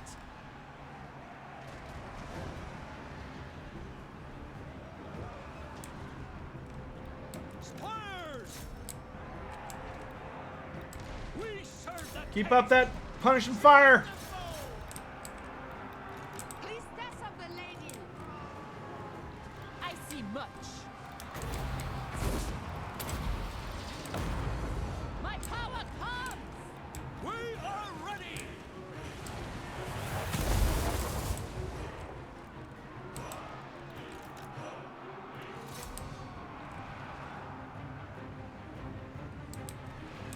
Withdraw! You get out of there. Awaiting order! Oh my god, finally. Good grief. Hate pirates.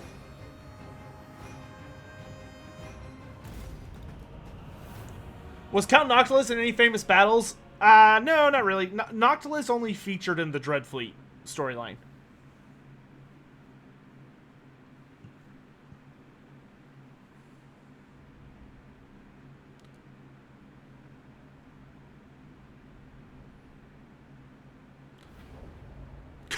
Curse Fanatic, if you had to pick a waifu, dude, there have been so many waifu questions today. Protector. I think though, my pick would probably, We have met before. I would probably go with like Noble son of Alariel. Bretonia. Alariel seems like she'd be pretty chill. You know, can use magic so she could protect me because I'm just a sad little human boy, can't do shit.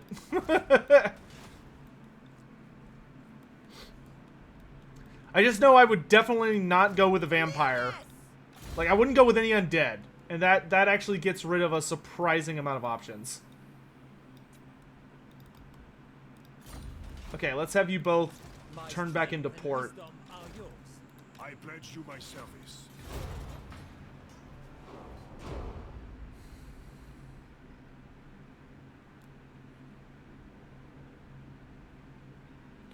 Do we know why necromancers started to appear in the end times? Yeah, so the reason a bunch of necromancers started cropping up all over the place in the end times is because very early in the end times, Nagash was resurrected. So, like, Nagash coming back was... A lot of people think that happened really late in the end times. No. Nagash coming back was, like, one of the very first things that happened in the entirety of the end times. And it was a big honking deal. And when Nagash came back, Nagash was so strong when he came back that because when they resurrected him, they didn't just, it wasn't like, oh, Nagash came back at a fragment of his power. No, Nagash came back almost at full power. Except for like a small shenanigan that the elves pulled on him. But he came back almost at full power to the extent that he was able to just like rip the Wind of Death out of the Vortex. Like, the entirety of the Wind of Death, he just grabbed it and you pulled it out like he was, like, unplugging a vacuum cleaner from a distance. And to say that that unleashed great turmoil in Set sail! across the world would be a grotesque understatement. So that really disrupted the winds of magic as we understood them, and it caused a lot of people to become accidental necromancers, to basically be unleashing powers they didn't understand because the wind of death was suddenly all over the place. It wasn't being absorbed into the vortex anymore. Creatures of lust. So without the wind of death going into the vortex, the wind of death was just freaking everywhere. And it just made a big old mess.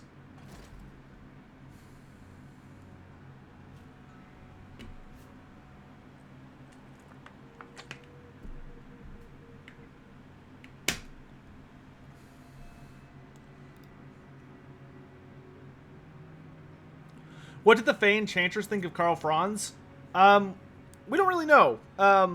Presumably she respected him because he was like a notable ally of Bretonnia.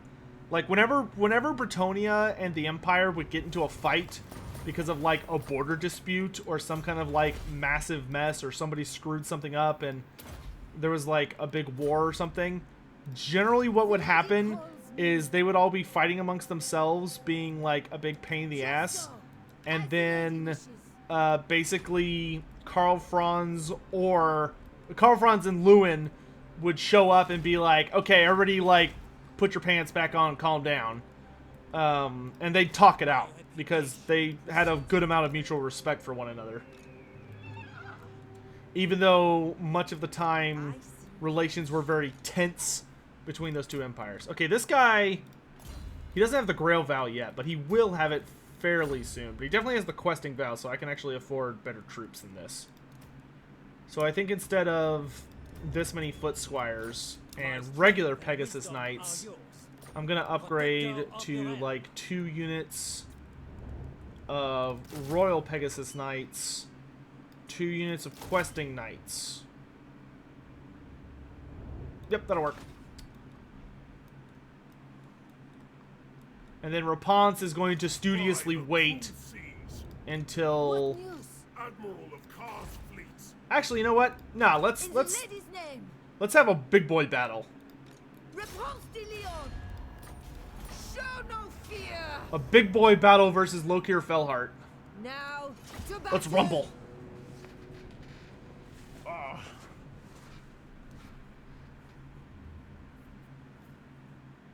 Yep, Gelt. Yep, Balthazar Gelt did become a necromancer for a little bit.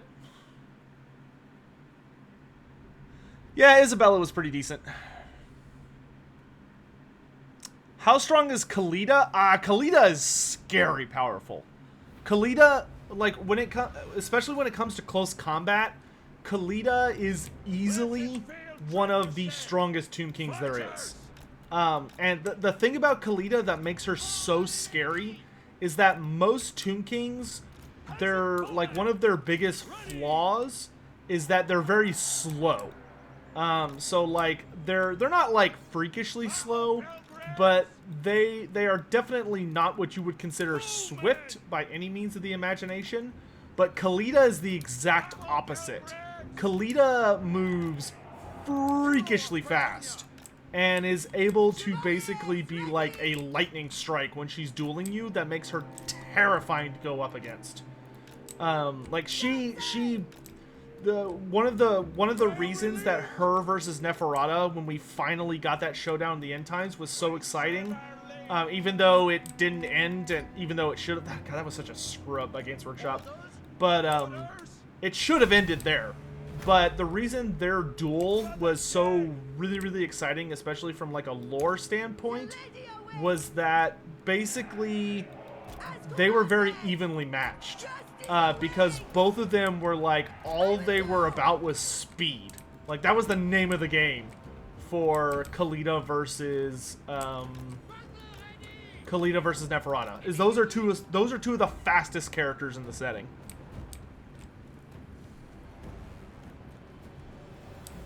Also, Aracano EU, you should link me the links, or the leaks for the General's Handbook so I can read them. Yes, go my catapult. Alright, hopefully our dudes with shields will absorb most of the early fire. Run, men! Forward! Die, thieves! Peasant bowmen! Peasant bowman, let's hold back. Run!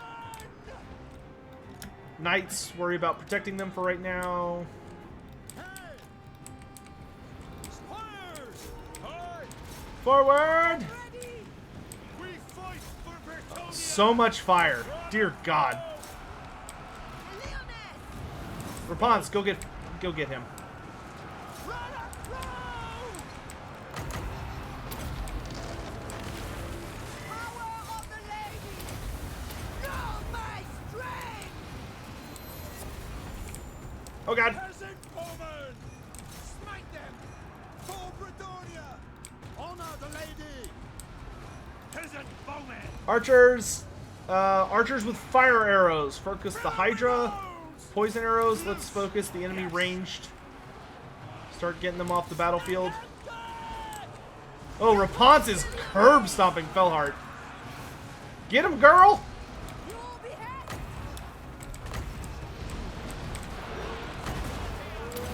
Let's get a fat dwellers from below. Come unto me! Get out of here! That does pretty good damage if you just stand in it. Good job, my dudes. Let's come around the flank. Wait, what is that? I don't know why that shows them as unbreakable, but yet they're fleeing. Squires! Into them! Watch out there! Into them! For honor! Take an aim! The Hydra! Kill the Hydra! Fill him with those! Hail Guardians!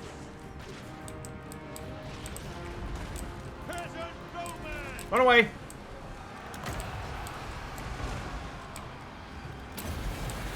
More dwellers! My lady, grant me your sight. You require magic. Peasant bowmen! Good job, dudes. Let's get you all over here. Henry, let's get rid of all these ranged garbage. Repanse de Lyonnaise! It shall be down! Ooh, that's a Charybdis. That's not nice. Give the order! For the lady! So it looks like we pretty much got Felhart by the cojones here. Where are you? Come on. Feel true power! I see much! All shall know my power! Power of light! Get out of here! Get out of here, Dark Elves! What do you mean? Your rain days are over. Arcano, appreciate it, my dude.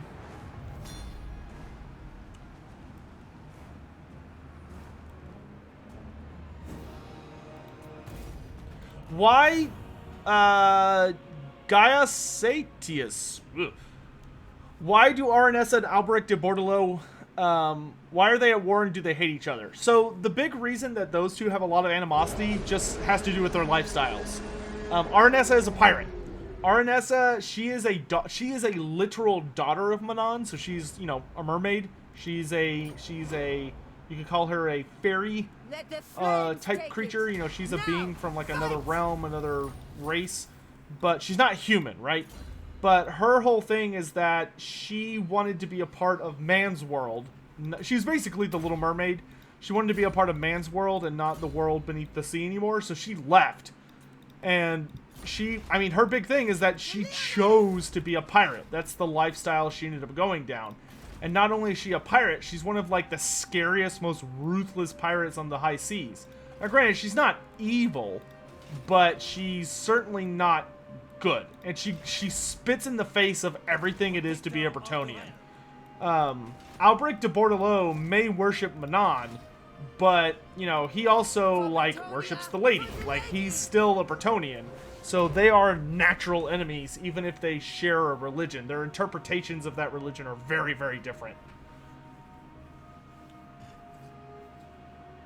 Yeah, plus in game, they play more of the angle of that Aranessa ends up joining up with Stromfels, because Stromfels is like one of the deities of the Vampire Coast campaign, because you encounter Stromfels a lot if you're playing the Solostra Deerfin campaign or the Aranessa campaign. In the ladies' Tyrion versus Khalida, that would probably go to Tyrion because Khalida's flammable. God bless her. You know, if Tyrion got one good hit with Sunfang, it'd just go whoop. there goes Khalida. So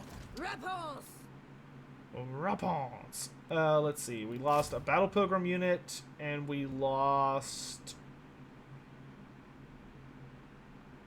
I don't know what else we lost.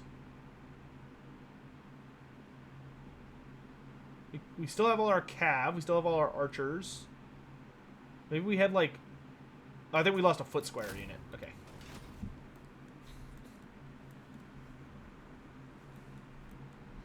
Alright, so we punched old Lokir Felhart in the face, and they still have the bug where if you kill a character in a battle, you don't get the trait for them. You have to, like, auto-resolve against them, which is dumb. That's okay. I'm sure we'll see Felhart again. Let's see. Our lanes are looking pretty secure over in old Nehekara and Araby. So I think we're just waiting until this guy's army is ready to go, and then we'll launch our invasion against the Dread Fleet. Hey, T-Bone25, thanks for being here, my dude. Daniel Martin, thanks for the tip, my dude. If the Beastmen of Wood Elves got a Grim and the Paunch style rework / DLC for the New World, who would I like to see their legendary lords be? What units would they get, and what would I like to see reworked? So, I will say, my only fear with if they did a Beastmen versus Wood Elves DLC would be them trying to rework both at the same time. They should absolutely not do that under any circumstances. Here's my ideal scenario, right? This is my absolute 100% preferred situation. They come out with Wood Elves versus Beastmen, and the way that they organize it is that it's a Wood Elf versus Beastmen Lord pack that only one of them gets an update. I don't care who. It could be the Wood Elves or the Beastmen.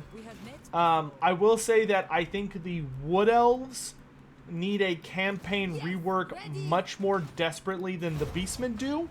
So the Beastmen could be done later, as long as they did the Wood Elves first. And for characters, I think the Beastman Lord who best represents what's missing from the Legendary Lord pack would be the Monstrous Lord, so Tarex the Brass Bull. So I would want Tarex the Brass Bull, and for like all of the character slots, I'd want Tarex the Brass Bull leading. The new Lord choice would be the Doom Bull. The new hero choice would be the Wargore. And for new units, I would want the Jabberslythe, the Gorgon, and Tuskor chariots. And maybe Feral Tuskors, but Tuskors. Then for the Wood Elf side of a DLC, I would want the Sisters of Twilight. The new Lord for them should be the Spellweaver. And the new hero for them should be either the Shadow Dancer or the Glade Captain. I don't care which one, but one of those. I feel like they need a very melee-centric... no, I'm not going to do that. I feel like they need a very melee-centric hero. But, well, when I think about it, the Shadow Dancer and the Shadow Dancer and the Branch Wraith are very similar. So I guess with that in mind, I would say Glade Captain. So Glade Captain is the hero, Spellweaver is the Lord, and then I would want for the units, I'd want a unit of Great Stags. That way we could have Great Stags as mounts for like Glade Captains and Glade Lords. Then I would want God, what other units could you toss in the Wood Elf roster? Zotes, which a Zote, I can see a Zote being a hero or a unit, but I want Zotes for Wood Elves. Then I would want... I don't know what other kind of unit... I don't know what the other unit would be. Wood Elf, I mean, the Wood Elf roster is, like, pretty stuffed.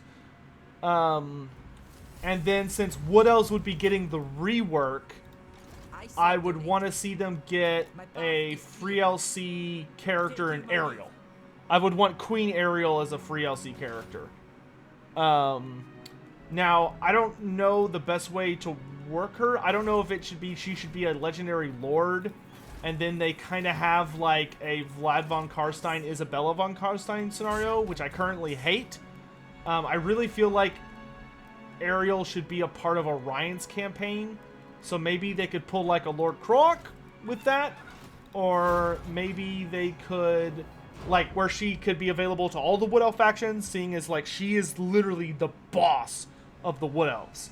Or maybe they could just make her a legendary lord, but I don't know if I like that as much. Alternatively, I would really like Drycha as a legendary hero. I think she would do really well on that. But I could see as a free, I could see as a free LC lord. I think a very easy to do free LC lord would be Erloth. Erloth would not be that hard to make, I think, and would give people like a normal Wood Elf character, which is something they surprisingly struggle with.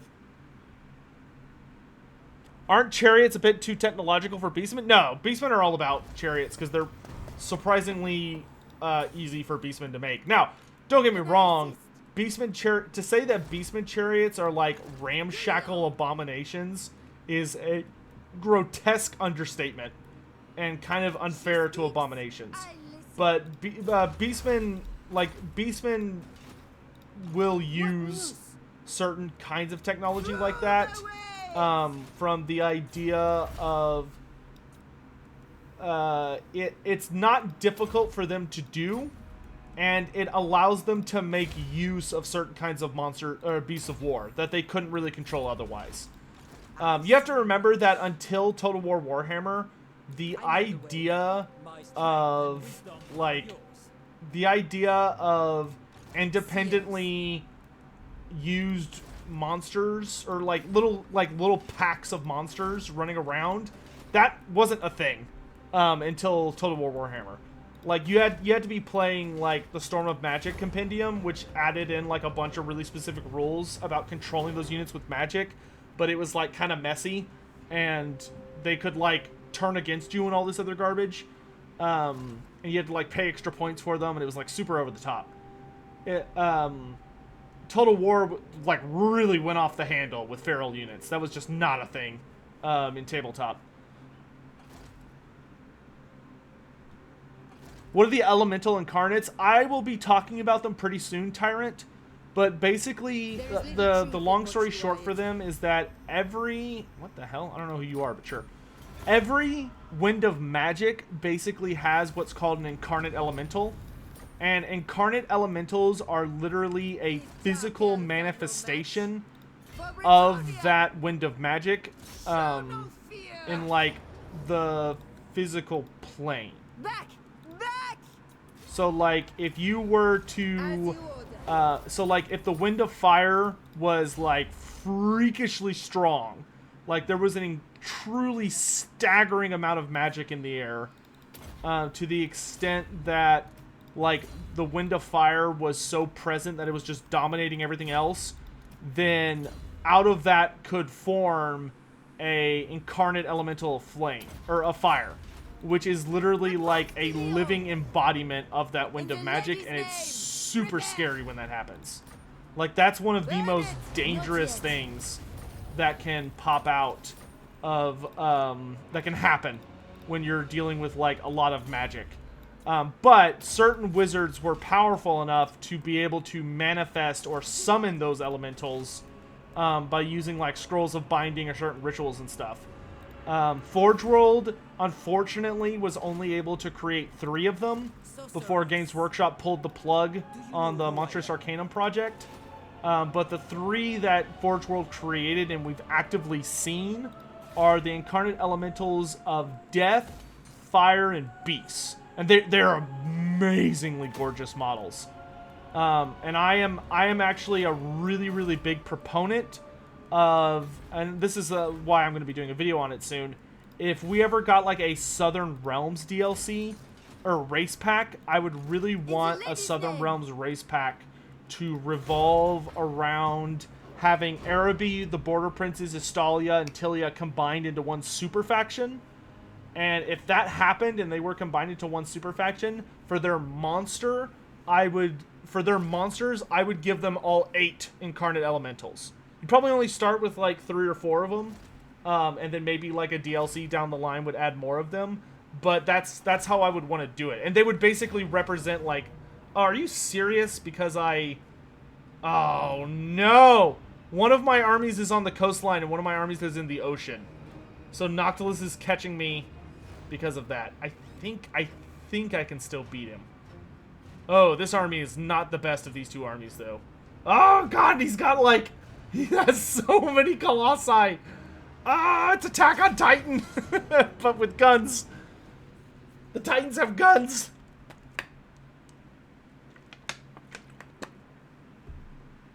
In tabletop, were there no feral dinosaurs for lizardmen? No. Nope. No, lizardmen could not control their dinosaurs without some kind of, like, handler or mount or rider. Okay, so this is going to be horrifying. I have no idea how I'm going to do this. Because, like, I have to engage him, or else he'll just sit back there and blow me to bits. I could try hiding, maybe, and, like, lure him out by hiding in the forest. Because if I could lure him out, what we could do is have, like, the Pegasus units lure him somewhere else. And if we lure him out with the Pegasus units, I could potentially sneak around, get behind him, and take out, like, all the cannons and stuff. Ugh, this is going to be dicey. If we could defeat Noctilus here, I think we're pretty much golden for wiping this place out. But, ooh, boy howdy, guys, this is going to be rough.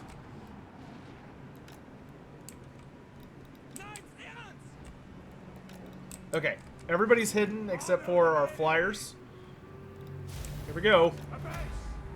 I want to try and lure him... I think I want to try and lure him towards, like, the infantry area.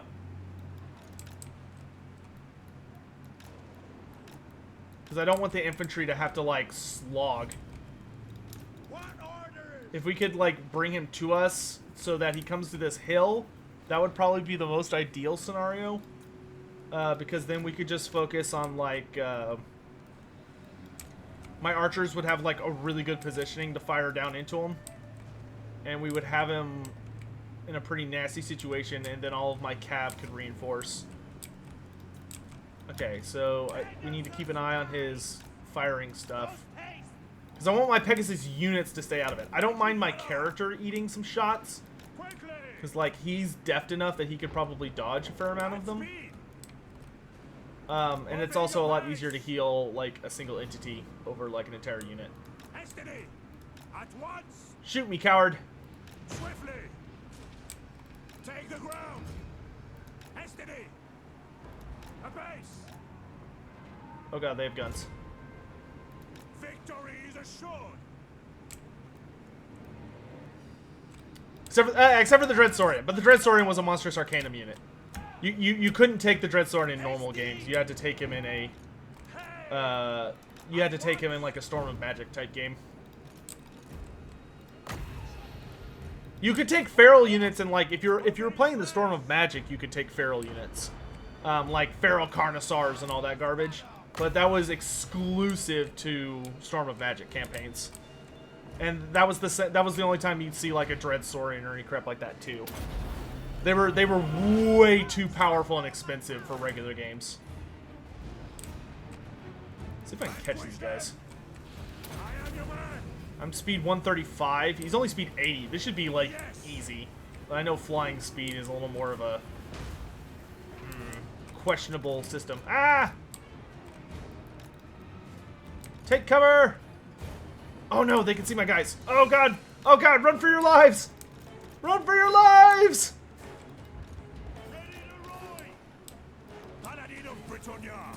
Okay, if we could take out these deck droppers, that would be awesome. Oh, good god. Oh god, the humanity! Run! Get behind them! Oh god! Yeah, they just got absolutely decimated. Oh my gosh. Well, that's a bummer. Get some heals going. Alright, the good news is they can't really see me in this mess. Is this a summoned unit? What the heck? I don't know where he summoned it from. Yes! Yes! Engage in friendly fire! Be a rude boy and hurt your own troops. Oh my gosh, it hurts.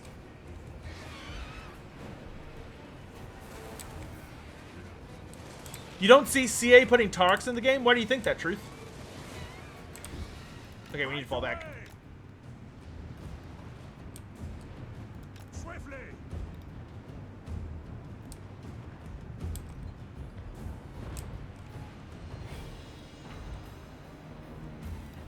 Priestess of the lady.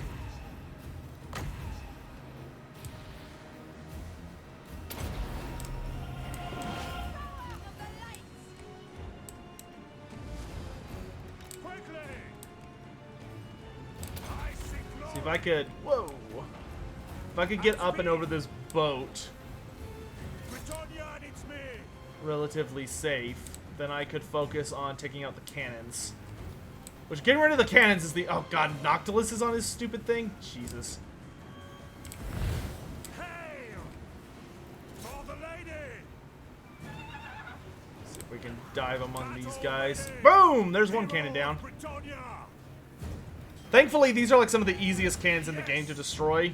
Because you can just focus on, what's this? The Withering. Oh, that's kind of rude.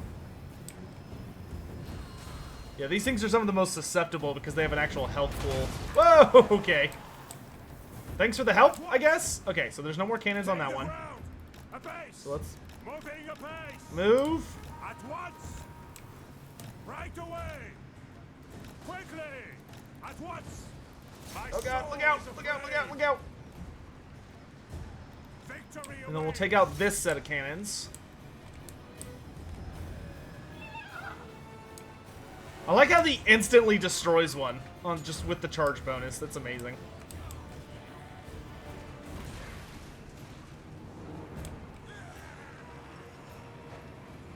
You got this, Pierce Worm Killer. That's two. One more. God, I can't get any more healing though. If I could, I'd really like to jump on that handgun unit. Take the ground. Let's run over this way a little more. Yeah, you stay on them till that last cannon's gone. Write them down. Your command.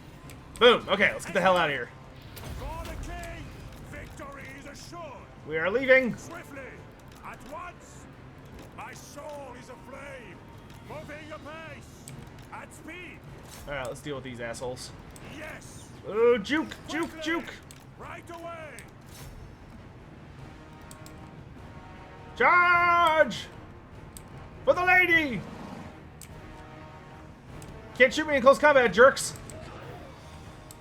All right, let's let him tear them up a bit.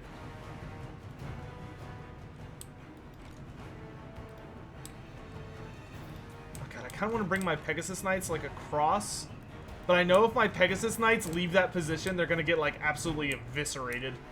Orders. Paladin of Britannia. Hail. Like, hey, I am fine taking it slow and steady here.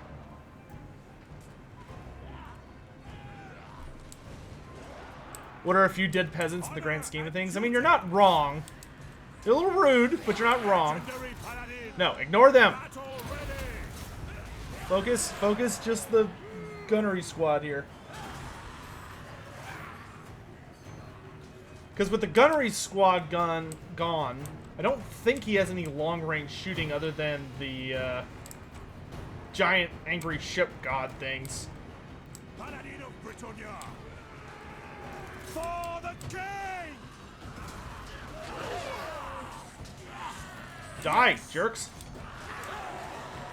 Ever Here, can faithful. you get around so you're not... There we go. Try and make it so I'm not just completely surrounded. Orders! Your command! Look at Wormkiller just being a Paladin of boss. Britannia. No, stay on him. Seek glory! Hail! Swiftly! Hastily! Come here, little shits.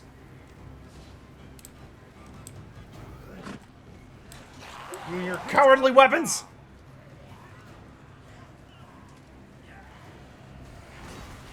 How's everybody doing today, by the way? I don't know if I was able to ask you all that earlier. Annihilate! Oh my god, just die! Battle ready! God, they're so, like, strung out. Annihilate them! Knightly valor! But I can't afford to, like, leave them, because there's still, like, 20 of them left.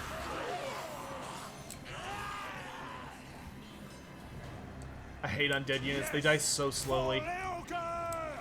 Okay, so that cannon squad's gone, so I need to go after these assholes. Orders! For the king! I can't get any more healing off on them, though, as much as it sucks. Man, those shots from those bats hurts. My lord. Would you just die? Minus 50? Minus 63? Freaking disintegrate already. Good grief. Mediocre. Awful, this quick speedrun sucks. Then don't do it. You don't have to do it. Look how bullshit this is. I've got this unit down to 2 models and they still haven't disintegrated. God, I swear, undead mechanics are so broken. Fight to the bitter end. Annihilate! Honor and See if we can get glory! this gunnery Your white. command! Pure Probably not. I think those bats are gonna kill me before I can get him, but I can at least mess him up a bit. battle Good lord, those ready! pokes, man. Was this the guy with like 40%? Yeah, this guy has 45% missile resistance. Honor the He was lady! born for this job. Come on, you got this. You got this.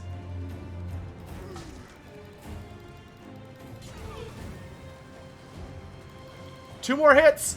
2 more hits. Britannia and its me! Paladin of Britannia!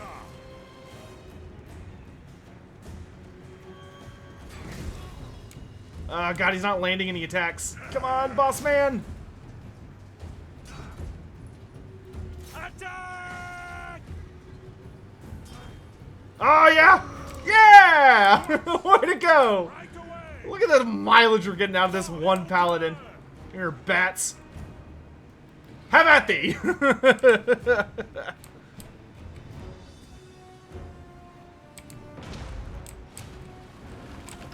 Oh god, he is absolutely about to die. Can we get some salutes or F's in chat for Piers Wormkiller? Going out like an absolute madman here. I speak! Oh my gosh, he did his damnedest. There's no getting away from that though. He's just gonna get gunned down. Oh god, no! We lost Piers to the Maelstrom. It's true. All right, great. Well, now what do we do? These guys still have an obscene amount of ammo. I guess I could throw out like a sacrificial unit. For the lady! Who's a unit that I won't be super upset if they die? The Defenders of the Fleur-de-Lis. Perfect. Custody!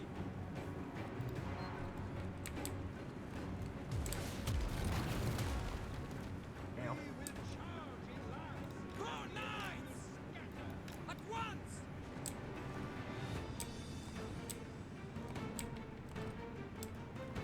Are they taking the bait? Maybe?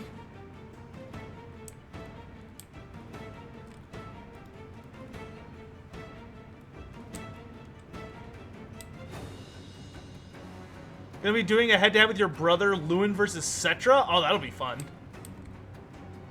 Doing great, brother? Good, good. Doing great. Thanks for asking. How am I? I'm doing okay. I'm doing okay. My throat's getting a little sore, but that's alright. Dude, if we could just lure this Leviathan over here and kill him, I would not be upset at all. Yeah, come get me, you big dumb bastard.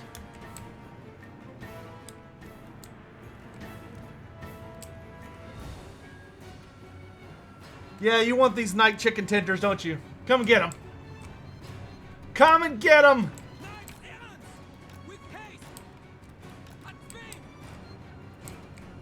Lure that fat jerk over here. Better not have a sore throat for D&D. Well, D&D, I don't have to think that hard or talk that much. Oh, shit. Yeah, what time are we doing? Also, hello, Claire. What time is D&D today? I totally I remembered until I started streaming, and then I forgot. 2 hours? Okay, yeah, that would be fine. Charge! Crabs on the menu, boys! Get behind him! Get behind him! Oh god, Noctilus is coming! Ah! You! Oh god, you don't have the spell I need. Ugh. Shield of Thorns is probably one of my favorite spells in this game because of the weapon strength buff, but oh boy. Quickly, quickly, quickly! Oh god, they're almost in range! Hurry up! Hurry up! I see much. Oh god! Ah!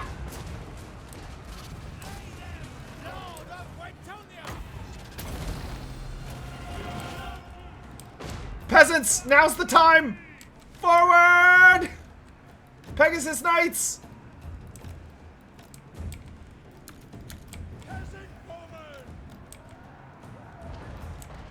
Forward, damn you! Forward! Priestess of the lady. Now is no time to hold back. We're going all in.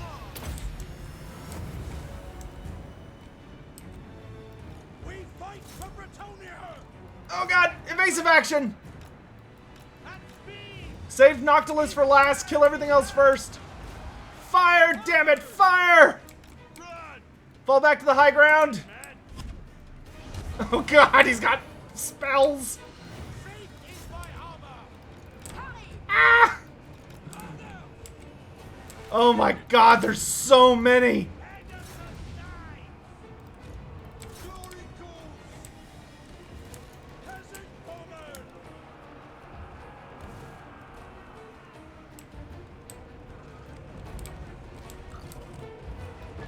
Dude, somebody kill the crab. Get that thing in combat. Oh my god. Just screaming Pegasus Knights as they just get absolutely obliterated. Oh man. Oh god, here he comes. We fight for Bretonia! Forward!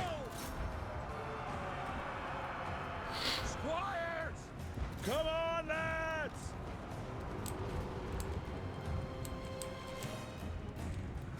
Battle ready. Okay, we got the bats. Charge! Valiant lord. You require magic?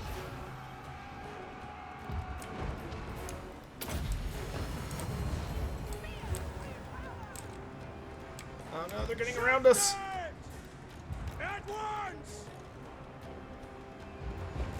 Fire! For the king! Oh my god. Ready! Peasant woman! This is a literal nightmare. Ah, we got the crab. Okay. Bretonia! Ah! Quickly!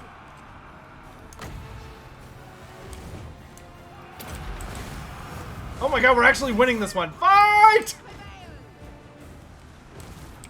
To the bitter end, damn you! Peasant bowman! Aim for the crappy one. For the lady! Bring it down, bring it down! Ready! Fire dudes, if y'all are having trouble, just aim for Noctilus, my dudes. Hero! Bring it down! Bring it down!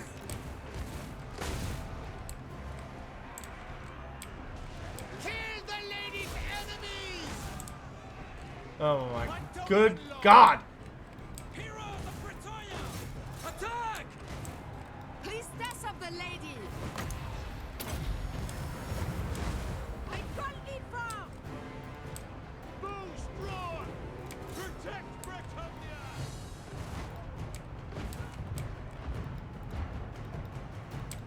Oh, those guys are broken. Four knives! Dude, just freaking die! Damn! Lord of Britannia! Twisting knights! Cut them down! Charge!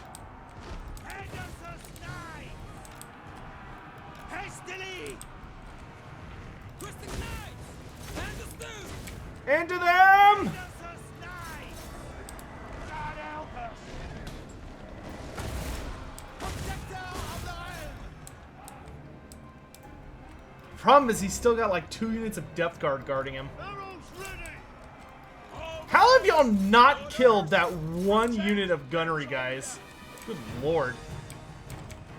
We are ready! Lord of Britannia! What do you mean?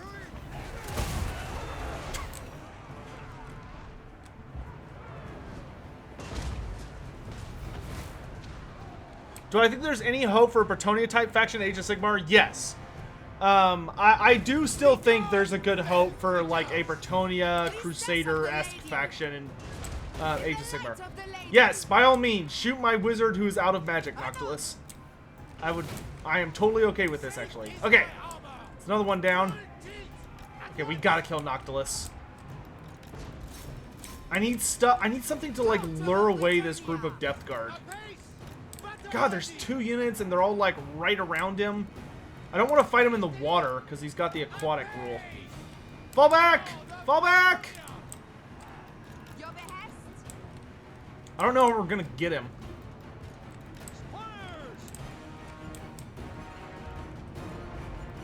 serve the lady. Lances down! Because if I go for him, these Death Guard are just gonna like hit me from both sides. Eh, fuck it. Charge! At least we got Royal Pegasus Knights. At speed. Okay, let's just try and get like a really juicy surround on him. And maybe try and distract these units with something else. The lady! Pegasus knights!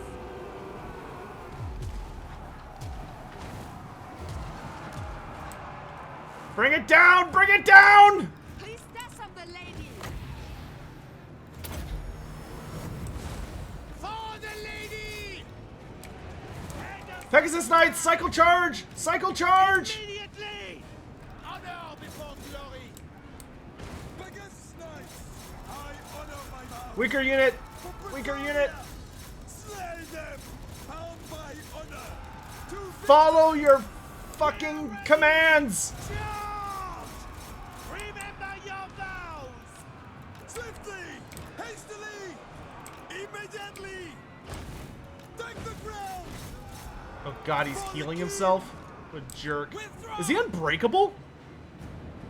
How the hell is he unbreakable? Oh my gosh. As long as he's unbreakable, he can keep healing himself. Pegasus knights! Oh god, it hurts. What do you be?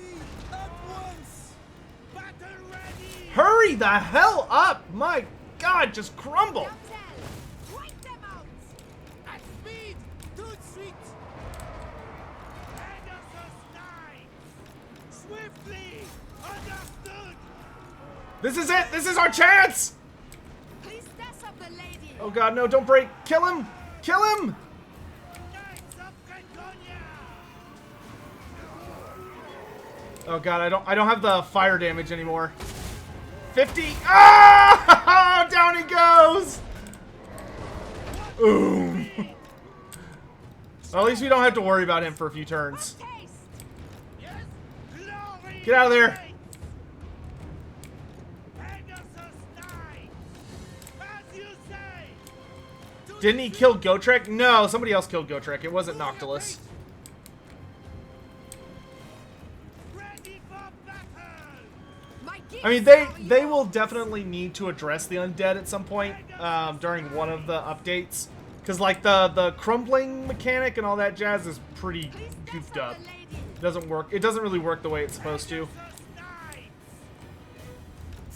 Okay, I want y'all to stay as close to the ground as you can for a hot minute. God, if I could just get one more Earth Blood, I'd be so happy. But I'm getting 1 Winds of Magic for every 54 seconds. Here he comes. Is he stuck?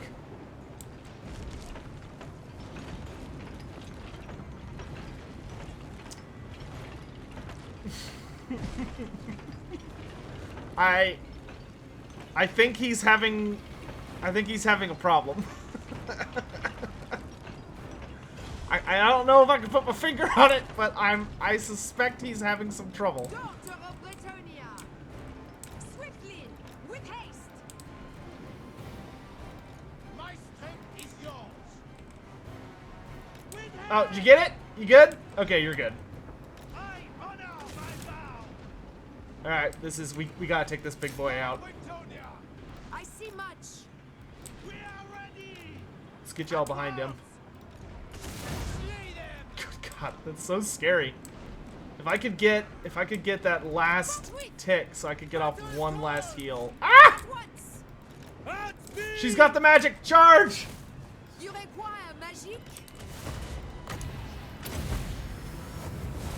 Power of the lady. Anon. With haste. Ah! Boom. He just like walked into her. Kill it! Kill it! To them! Priestess of the lady. Quickly. Post haste. They battle without honor! Good God! Somebody kill it!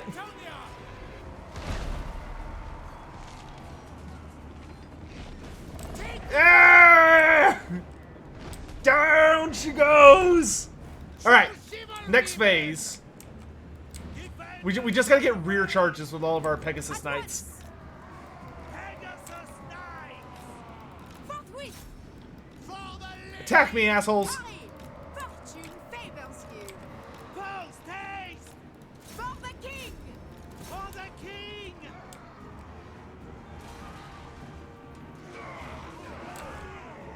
Show us the foe.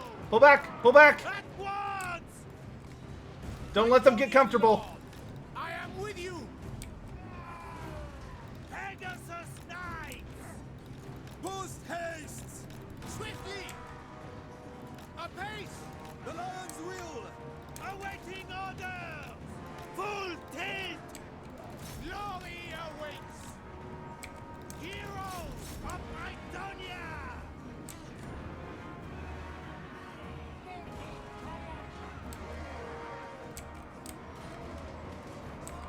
Pegasus Knights.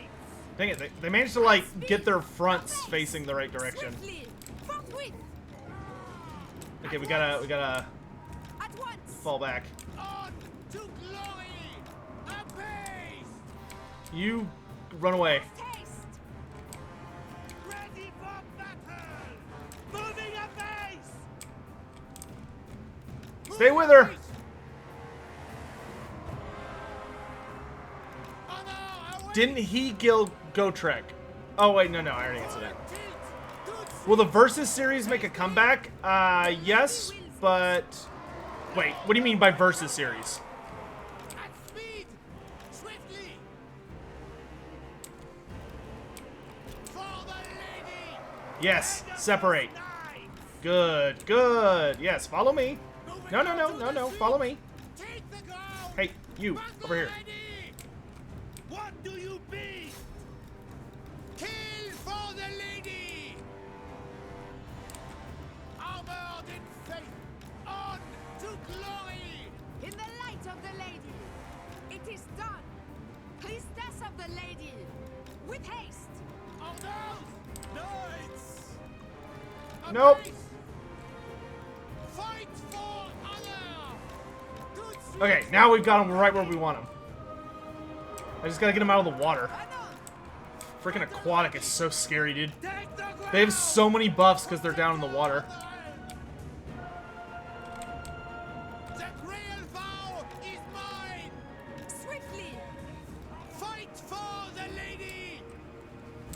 Like, that shit's no joke. Oh, who would win? Oh, yeah, who would win will definitely be coming back. Oh, come on. Of the lady. Come on. Sorceress. Hurry. Apace. I'm right here. Just come out of the water. Quickly. So you don't get that ridiculous buff. Stop. On to glory! Apace! Pegasus Knights! Show us the foe! Immediately! Ready for the charge, knights! To the suite! Full tilt! Pegasus Knights! Glory awaits!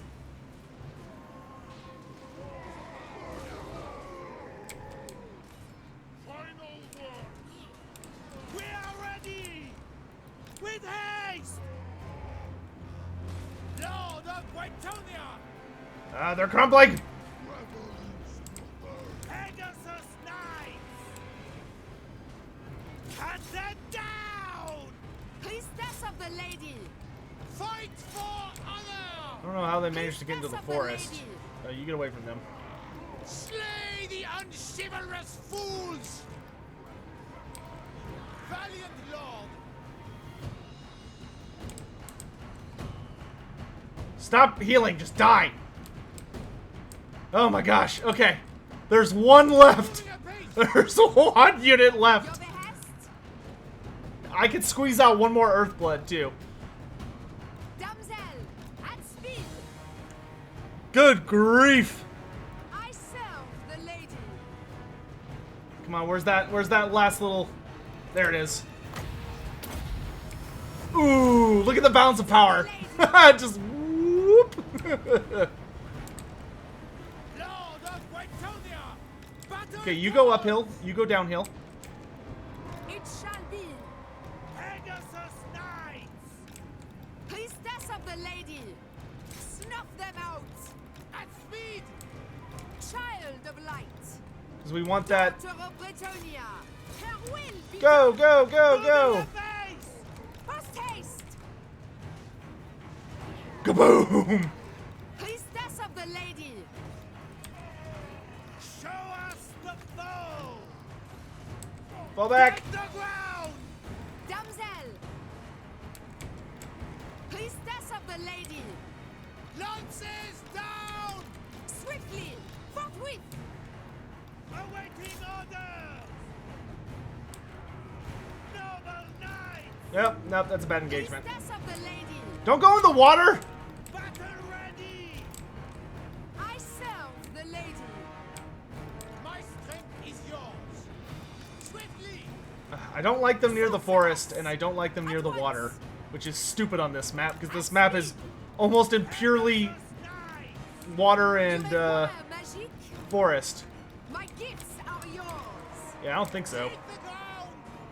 Yeah, right. Priestess of the lady. Hastily! What? Now! Noble and pious!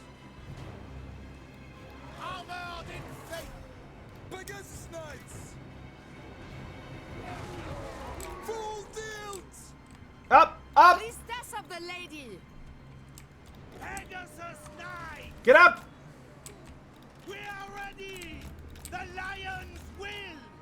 Wipe Okay, this them is it. out! Pegasus Knights! Break them! Into them! Lord of Bretonia! The Grail vow is mine! You need to get out of there, boss man. Faith is my armor! At once! Oh, God, he got stuck. Pegasus Knights! Awaiting orders! Bound by honor! As you say! Oh my God. Hastily! Ready for battle! Heroes of Bretonia! Yes, heroes rallied. The lady wills it! Priestess of the lady. Nope, back up. We are ready! Apace! Pegasus Knights! Good God, this Ready is... for battle! Oh! Yeah, the undead. I see this as an absolute win.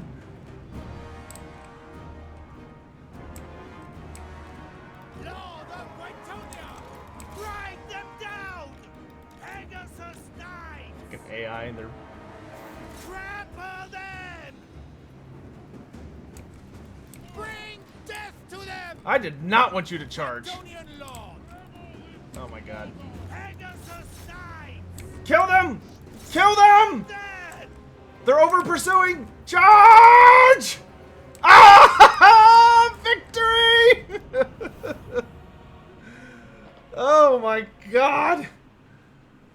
The legions of Noctilus are cast down. But at what cost? Oh, we lost Wormslayer.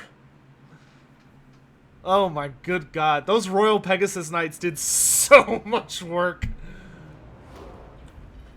Piers Wormkiller, you will be remembered. You will be remembered as a true hero of the people. Good god. Yeah, no, you think you can beat me, but you cannot, Ann Jackson. You will not beat me this day. I have a trick up my sleeve. And all you've got are frickin' fellbats.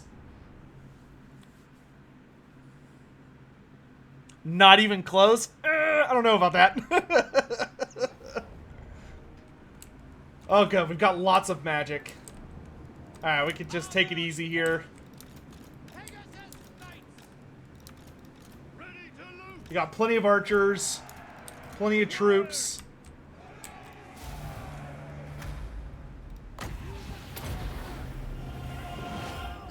Be healed, Cedric! Lord of Bretonia! Oh, baby, it tastes good.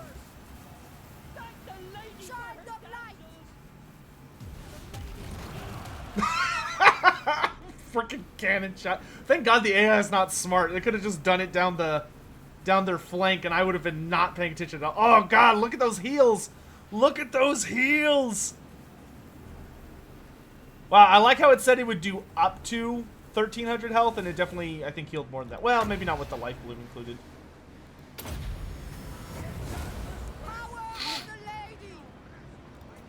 That vampire can take her sweet time. I'm just gonna get all refreshed over here.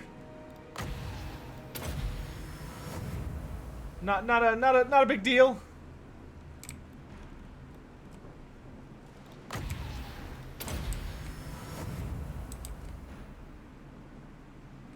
I think she finally was like, oh shit, they just keep healing. Archers! Fire!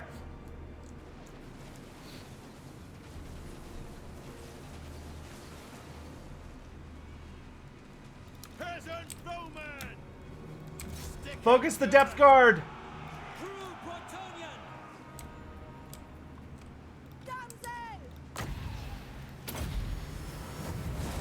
All shall know my power. Pegasus Knights! The Fellbats! Noble and pious! Oh, bring it on. Attack! Bound by honor!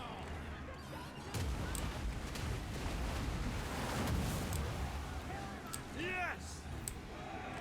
No, let them come to us. Righteous fury! Ah!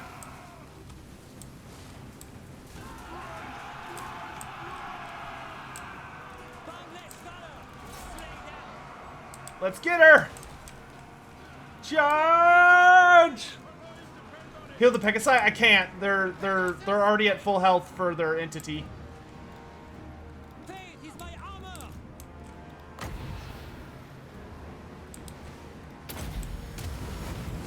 Oh, that was rude.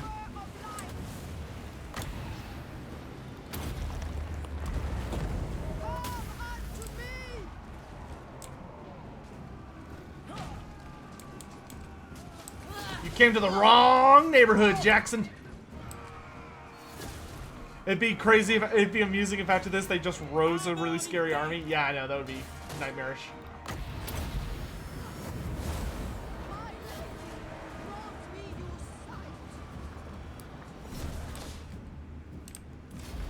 Okay, so there is no defending captain at Noctilus's port, and we still have one full health army.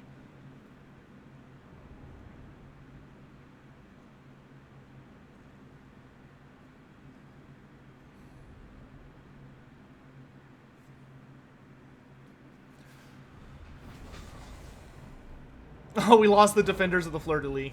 Rip. Okay, he's got a new fleet captain there. It's over, Noctilus! No more!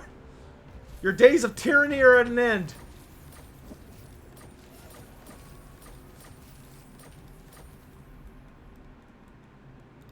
Cedric the Savior.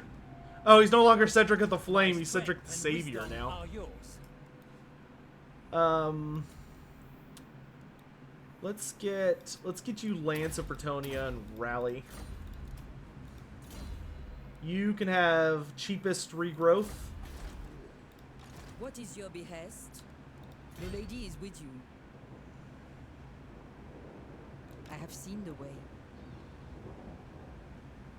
For the king! Consume them! Honor before glory. The lady With will me! Oh my gosh. I have to do this again.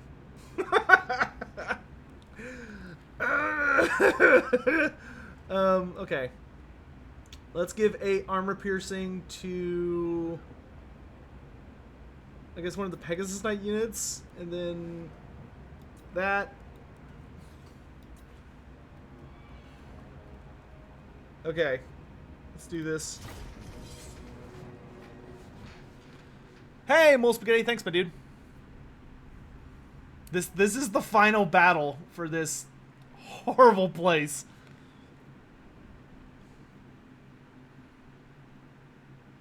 Which human faction, except for those in the Glorious Note, are the most physically superior? When it comes to humans, I would say the most physically superior faction probably tends to be the guys from Midland. Unless you're allowing Grail Knights to count, in which case, obviously, Grail Knights are like the cream of the crop, but they're also, like, divinely powered, so they kind of cheat. Okay, we won't make the same mistake we did last time.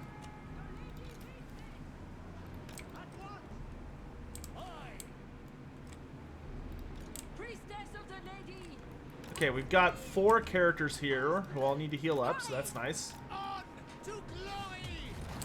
Alright, what we're going to do is we're basically going to hide in this forest and we'll just let him come to us.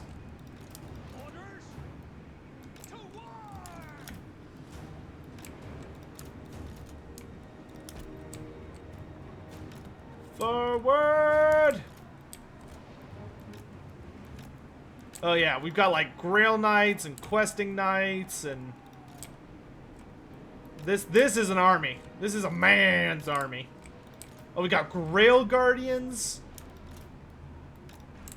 And we got Royal Hippogriff Knights. Yeah, we're freaking covered, dude.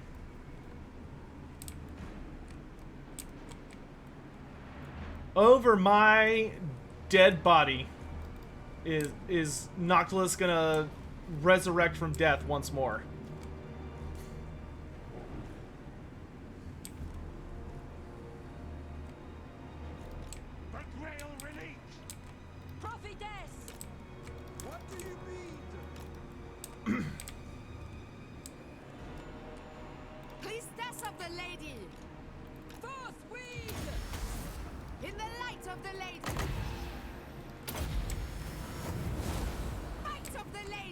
All of our heroes topped off while our army moves into position.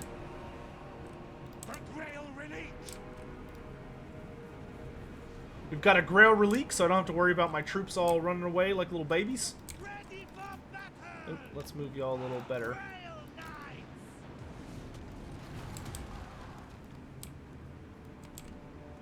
Come on, guys, you gotta hide.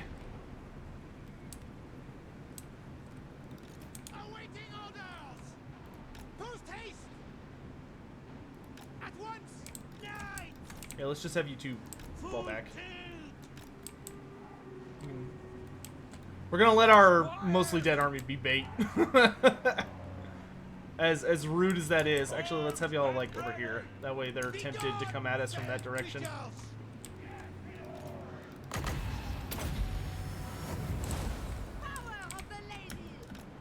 We want him to come up this slope, not the other one.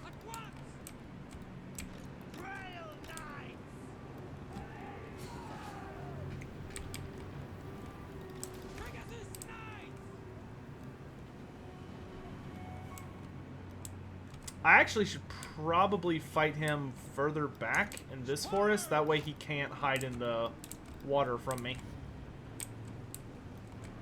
Fall back! Hey, Raven Guy, what's up? What culture of humanity has the best afterlife? Well, they all have the same afterlife. Unless you're talking about, like, Chaos and Norse gun stuff. But all of the Western nations, so Tilia, Estalia, the Empire, and Bretonia, for the most part, share the same pantheon. They have, like, 1 or 2 individual gods that are unique to them. But, like, Bretonia has the exact same pantheon the Empire does. It's just Ulrich and Sigmar are not recognized in Bretonia. They recognize... Oh, or Myrmidia. They don't recognize Myrmidia either. But they recognize the Lady, and they recognize Tal and Raya and Moore. They're just not super... the Lady is just like the head of the pantheon.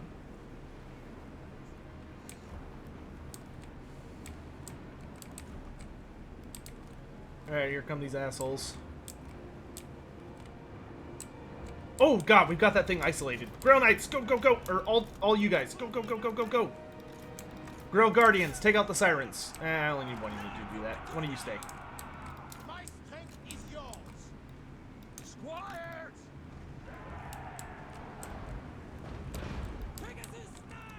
Pegasus Knights, Royal Knights, take out that flank. Alright, looks like he's committing here. This is where we fight!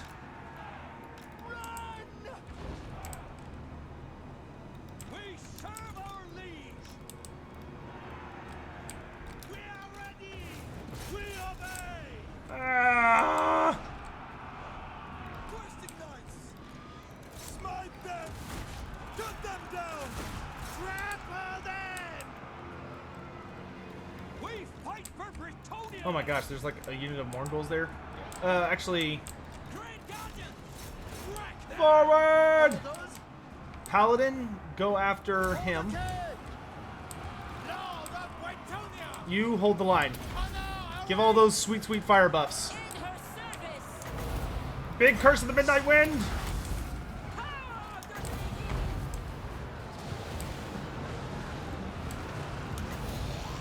Chain Lightning!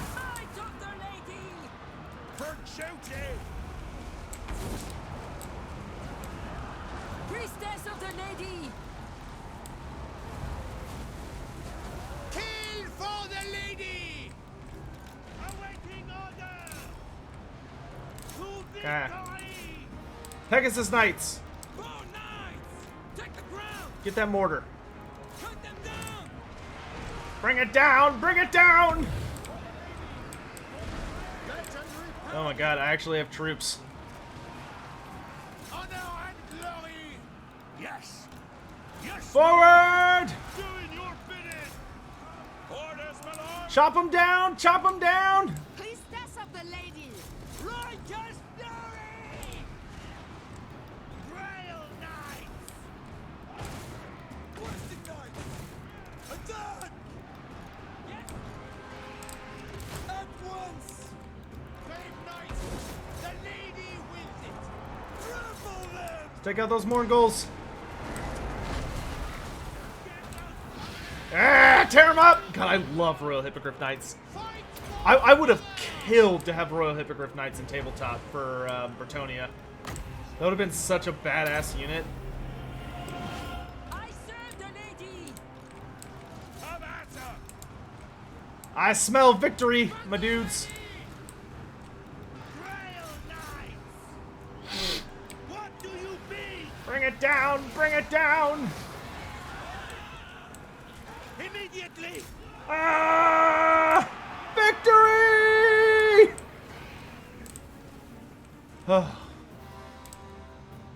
I gotta say, the battle for the high seas was pretty intense. See you in hell, Admiral. See you in hell. Why doesn't Bretonia acknowledge Myrmidia as a god? I would need to double check to make sure that's the case, but Myrmidia is a southern god, not a northern god.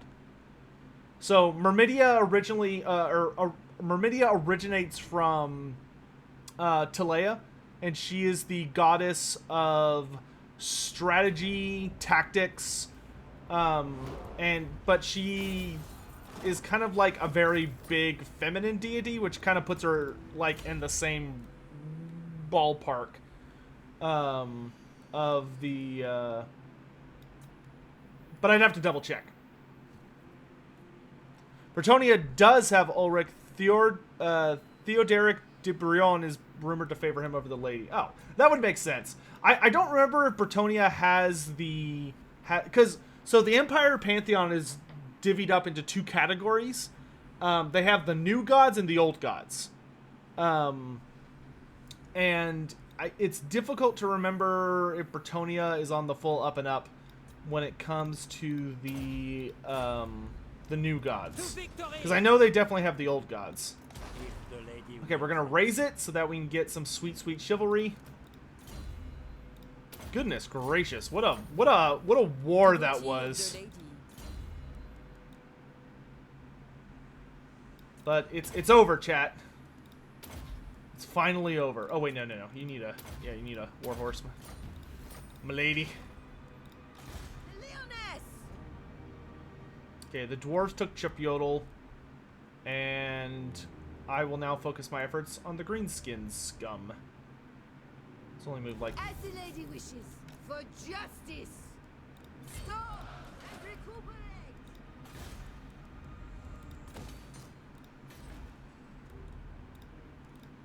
Well, that's good. We've ended one war with the dead. Though, good lord, they made us work for it. Yeah, the errantry war is won. What's the standard size of armies that are going to war? For instance, the Dwarves Empire to conquer. That depends a lot on a series of circumstances, like where they're coming from, what city they're from, what it is they're going to fight, who it is they're going to fight, why they're going to fight, when they're going to fight, like what point in the timeline. There's so many factors that go into that. I bid you welcome and invite you to say your piece. Hey, dwarves, what's up?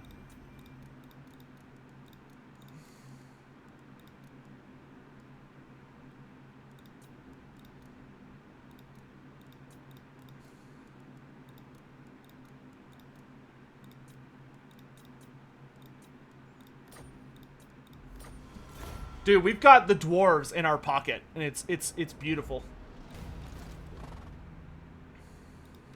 Protector of the realm.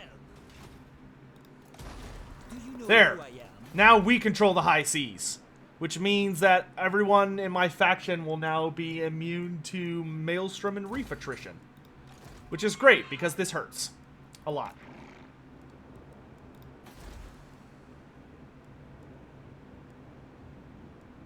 Of course, we can't build anything out of it, but we control the high seas now.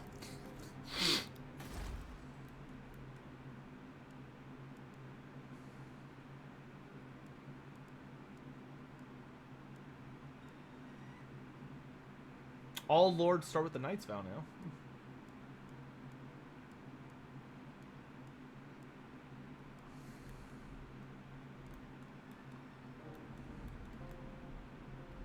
How are you looking? As you order. Pretty healthy. At once. We'll take the fight to the green skins.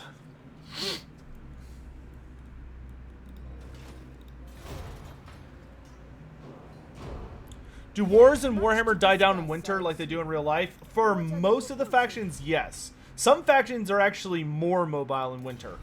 It depends on who it is in question. Like the Beastmen are generally going to be more aggressive during the winter because they actually like are going to be more in need of supplies, as far as like needing like flesh from people that they can eat, or they'll like burn cities or attack isolated places because they know they won't be able to get reinforcements during the winter. The undead will a lot of the times like purposefully attack during the winter because the weather doesn't affect them and they take advantage of that. They know, like, you know, if you the undead are very keen on, if they know that they're going to war with you, they'll try and attack when you're at your weakest. You know, they don't play fair. Seasons have a lot of importance in Warhammer Fantasy. You know, like the Wood Elves don't do anything during the winter. The Wood Elves are purely on defense during the winter because all of the tree spirits go to sleep. And have to, like, rest and recover because they're basically not able to do anything. So it's like a whole thing. And, like, Orion is dead. Ariel is sleeping inside of the Oak of Ages. So, like, the Wood Elves have, like, nothing going for them during the winter. The ladies. I cannot right now. Oh, nice. We got Stem the Green Tide. That was a very random but helpful quest to get.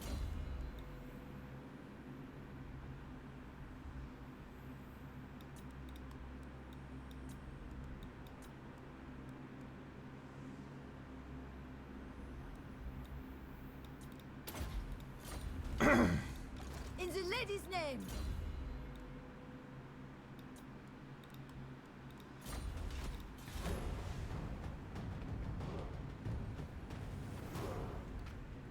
What size of the throng from Karasakarak?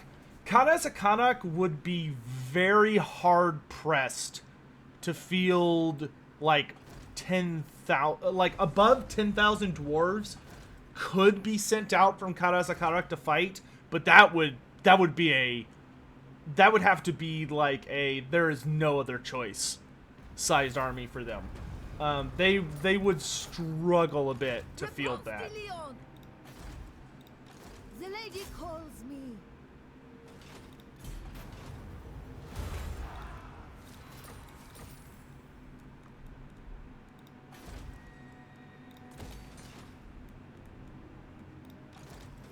There's Krokgar.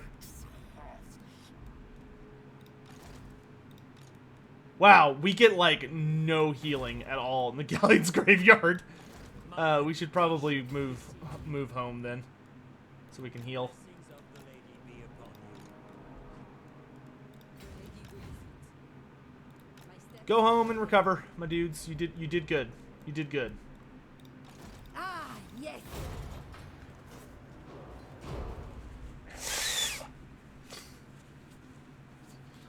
How do I feel about the mutated Bretonnian aberrant?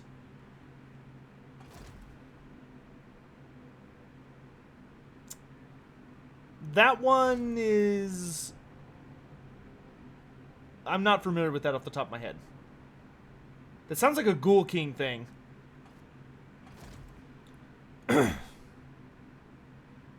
Do Lizardman mounts have better turning speed than horses and Pegasi? Maybe. Just because it's like a Game 1 faction instead of a Game 2 faction. They might have like slightly better design for that. It's so helpful having all these military allies in Lustria. We must rest.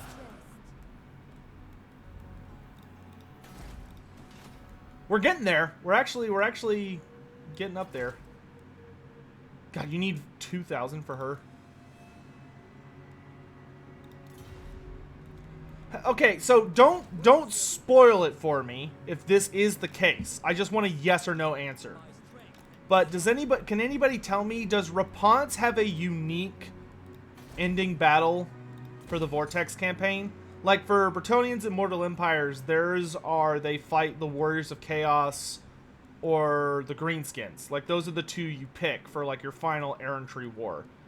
Can anybody confirm or deny without spoiling if that is also the case for if Repanse has like a unique interaction, or does she just have the exact same thing?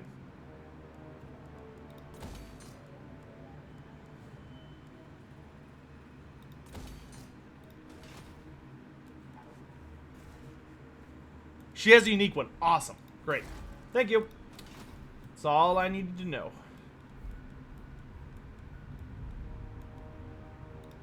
She speaks, I listen.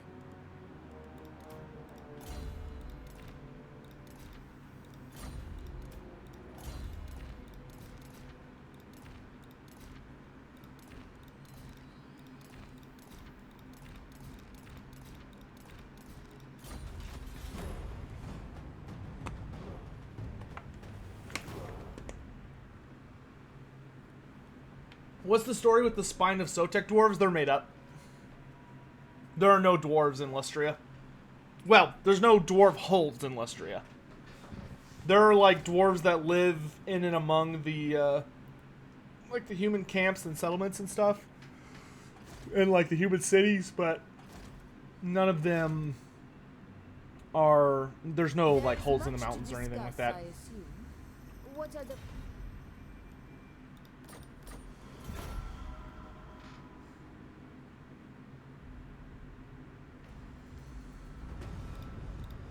Can I assist? Yes. Oxiol here is probably going to be a nightmarish Just so. fight, but if we strike after this Endorska army dies, we might be able to catch them while they're weak. Like, finish them off.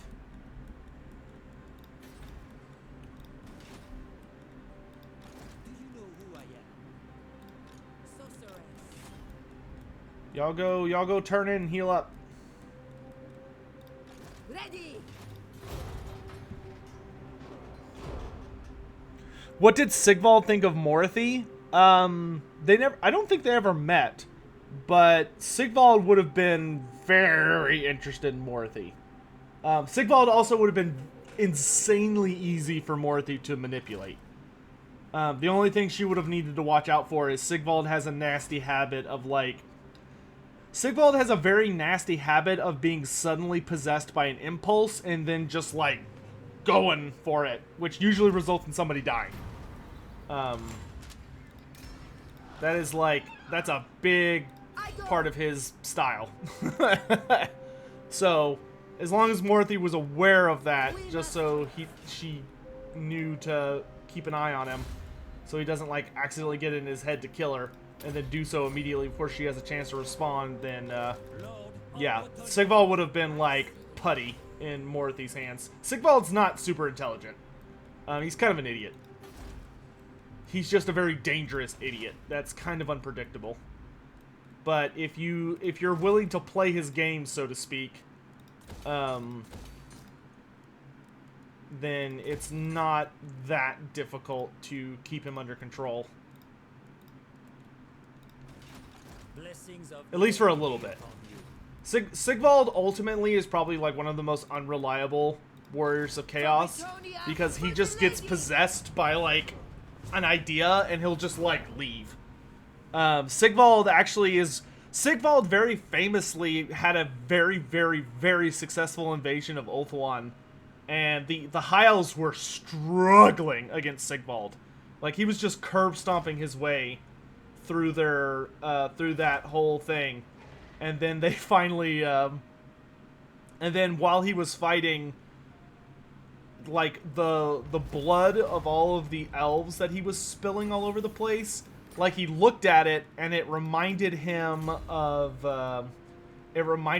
wine all of a sudden, and his brain just started thinking about that he was like super angry at this Bretonnian settlement for like giving him really, really garbage quality wine that like insulted his palate.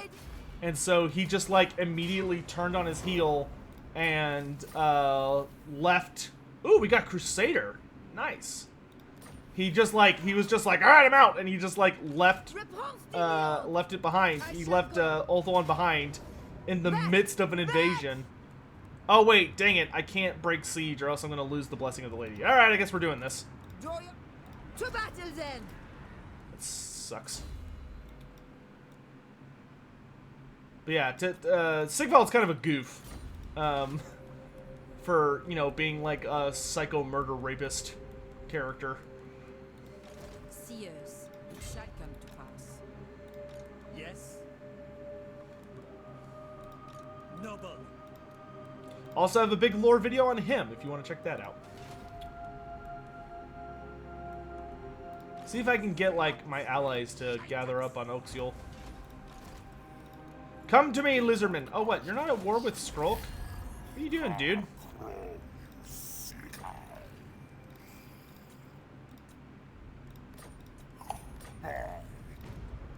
Come on, big guy. You know you want to squash some rats. Come on.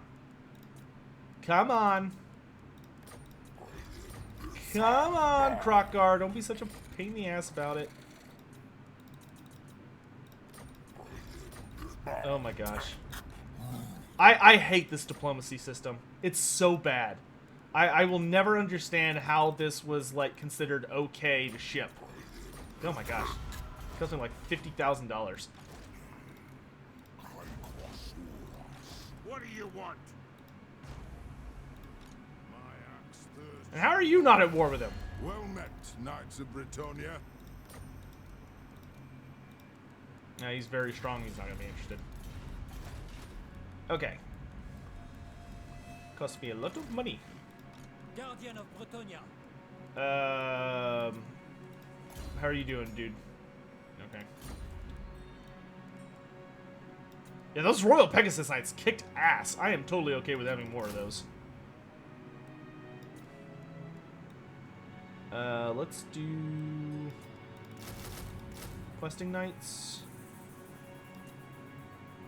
And then I'll get some, like, foot squires and stuff. Lord. Like getting halberds. Work. Oh wait, no. You need a new paladin because our brave pally boy died. So let's do that. That. Stoicism? I'll wait for a better one. In the lady's name, prepare!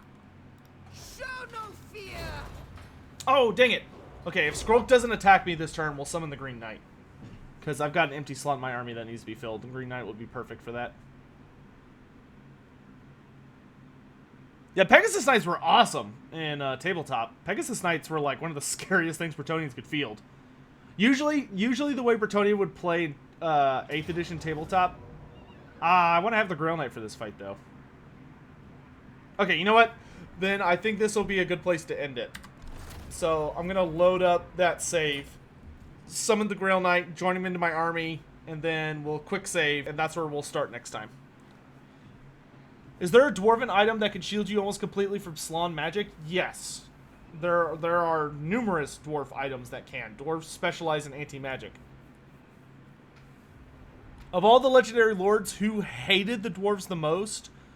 The person that hates the dwarves the most, like, has, like, the deepest, darkest hatred of them, and goes so out of their way to go after the dwarves in any possible circumstance, and is, like, held that anger over millennia, would be Kugoth Plaguefather. Kugoth hates dwarves. And he is, like, a very jolly, great unclean one, but he despises the dwarves. Anyway, thank you all so much for joining me. This was a fun stream, pretty long one again, lasted a good 4.5 hours. Good God, I need to get a life, huh? I really appreciate you all coming by. Storm of Magic and Warhammer 3, dude, Game 2 is literally the Storm of Magic. They don't call Game 2 the Storm of Magic, but Game 2 is the Storm of Magic DLC. It's about the Vortex going out of control, magic is spiking all over the place, and all of the super units from the Monstrous Arcanum and the Storm of Magic book and all the feral units in the Storm of Magic are in the game already. Like, this is the Storm of Magic game. I think Game 3 is going to be the end times. But anyway, thank you all again for coming by. Really appreciate everybody who tipped. That does help me out a lot. Helps me keep the lights on and helps me order dinner and all that other stuff. I also want to thank anyone new around here. I hope you'll continue to hang out with us and you had a good time. I will be very, if you haven't already, be sure to check out my YouTube channel where I've got lots of lore videos, and there's another, and we're talking like, nobody does lore like I do lore. I do like the deepest, most specific nitty-gritty stuff you'll ever want to find. And I put a lot of effort and heart into it, which is usually why there's like a year between videos. But there will be a new one fairly soon, so be sure that you subscribe and hit that little notification bell. For all of you watching on YouTube, please consider hitting the like button on your way out if you enjoyed your experience. If not, feel free to hit the dislike button. Either one works. It just helps boost the stream around. So, do I still play Warhammer Fantasy Tabletop? Yes, I play 8th edition. I haven't gotten to play an 8th edition game in a long time, but I still know how to play 8th edition. That was my one true love. Right now I play I spend more time playing 2nd edition Age of Sigmar than anything else. Just because I don't know any Warhammer Fantasy players in my area. But anyway, I'll see you guys later. I gotta go eat dinner and then get ready for D&D. So, see you guys. Bye.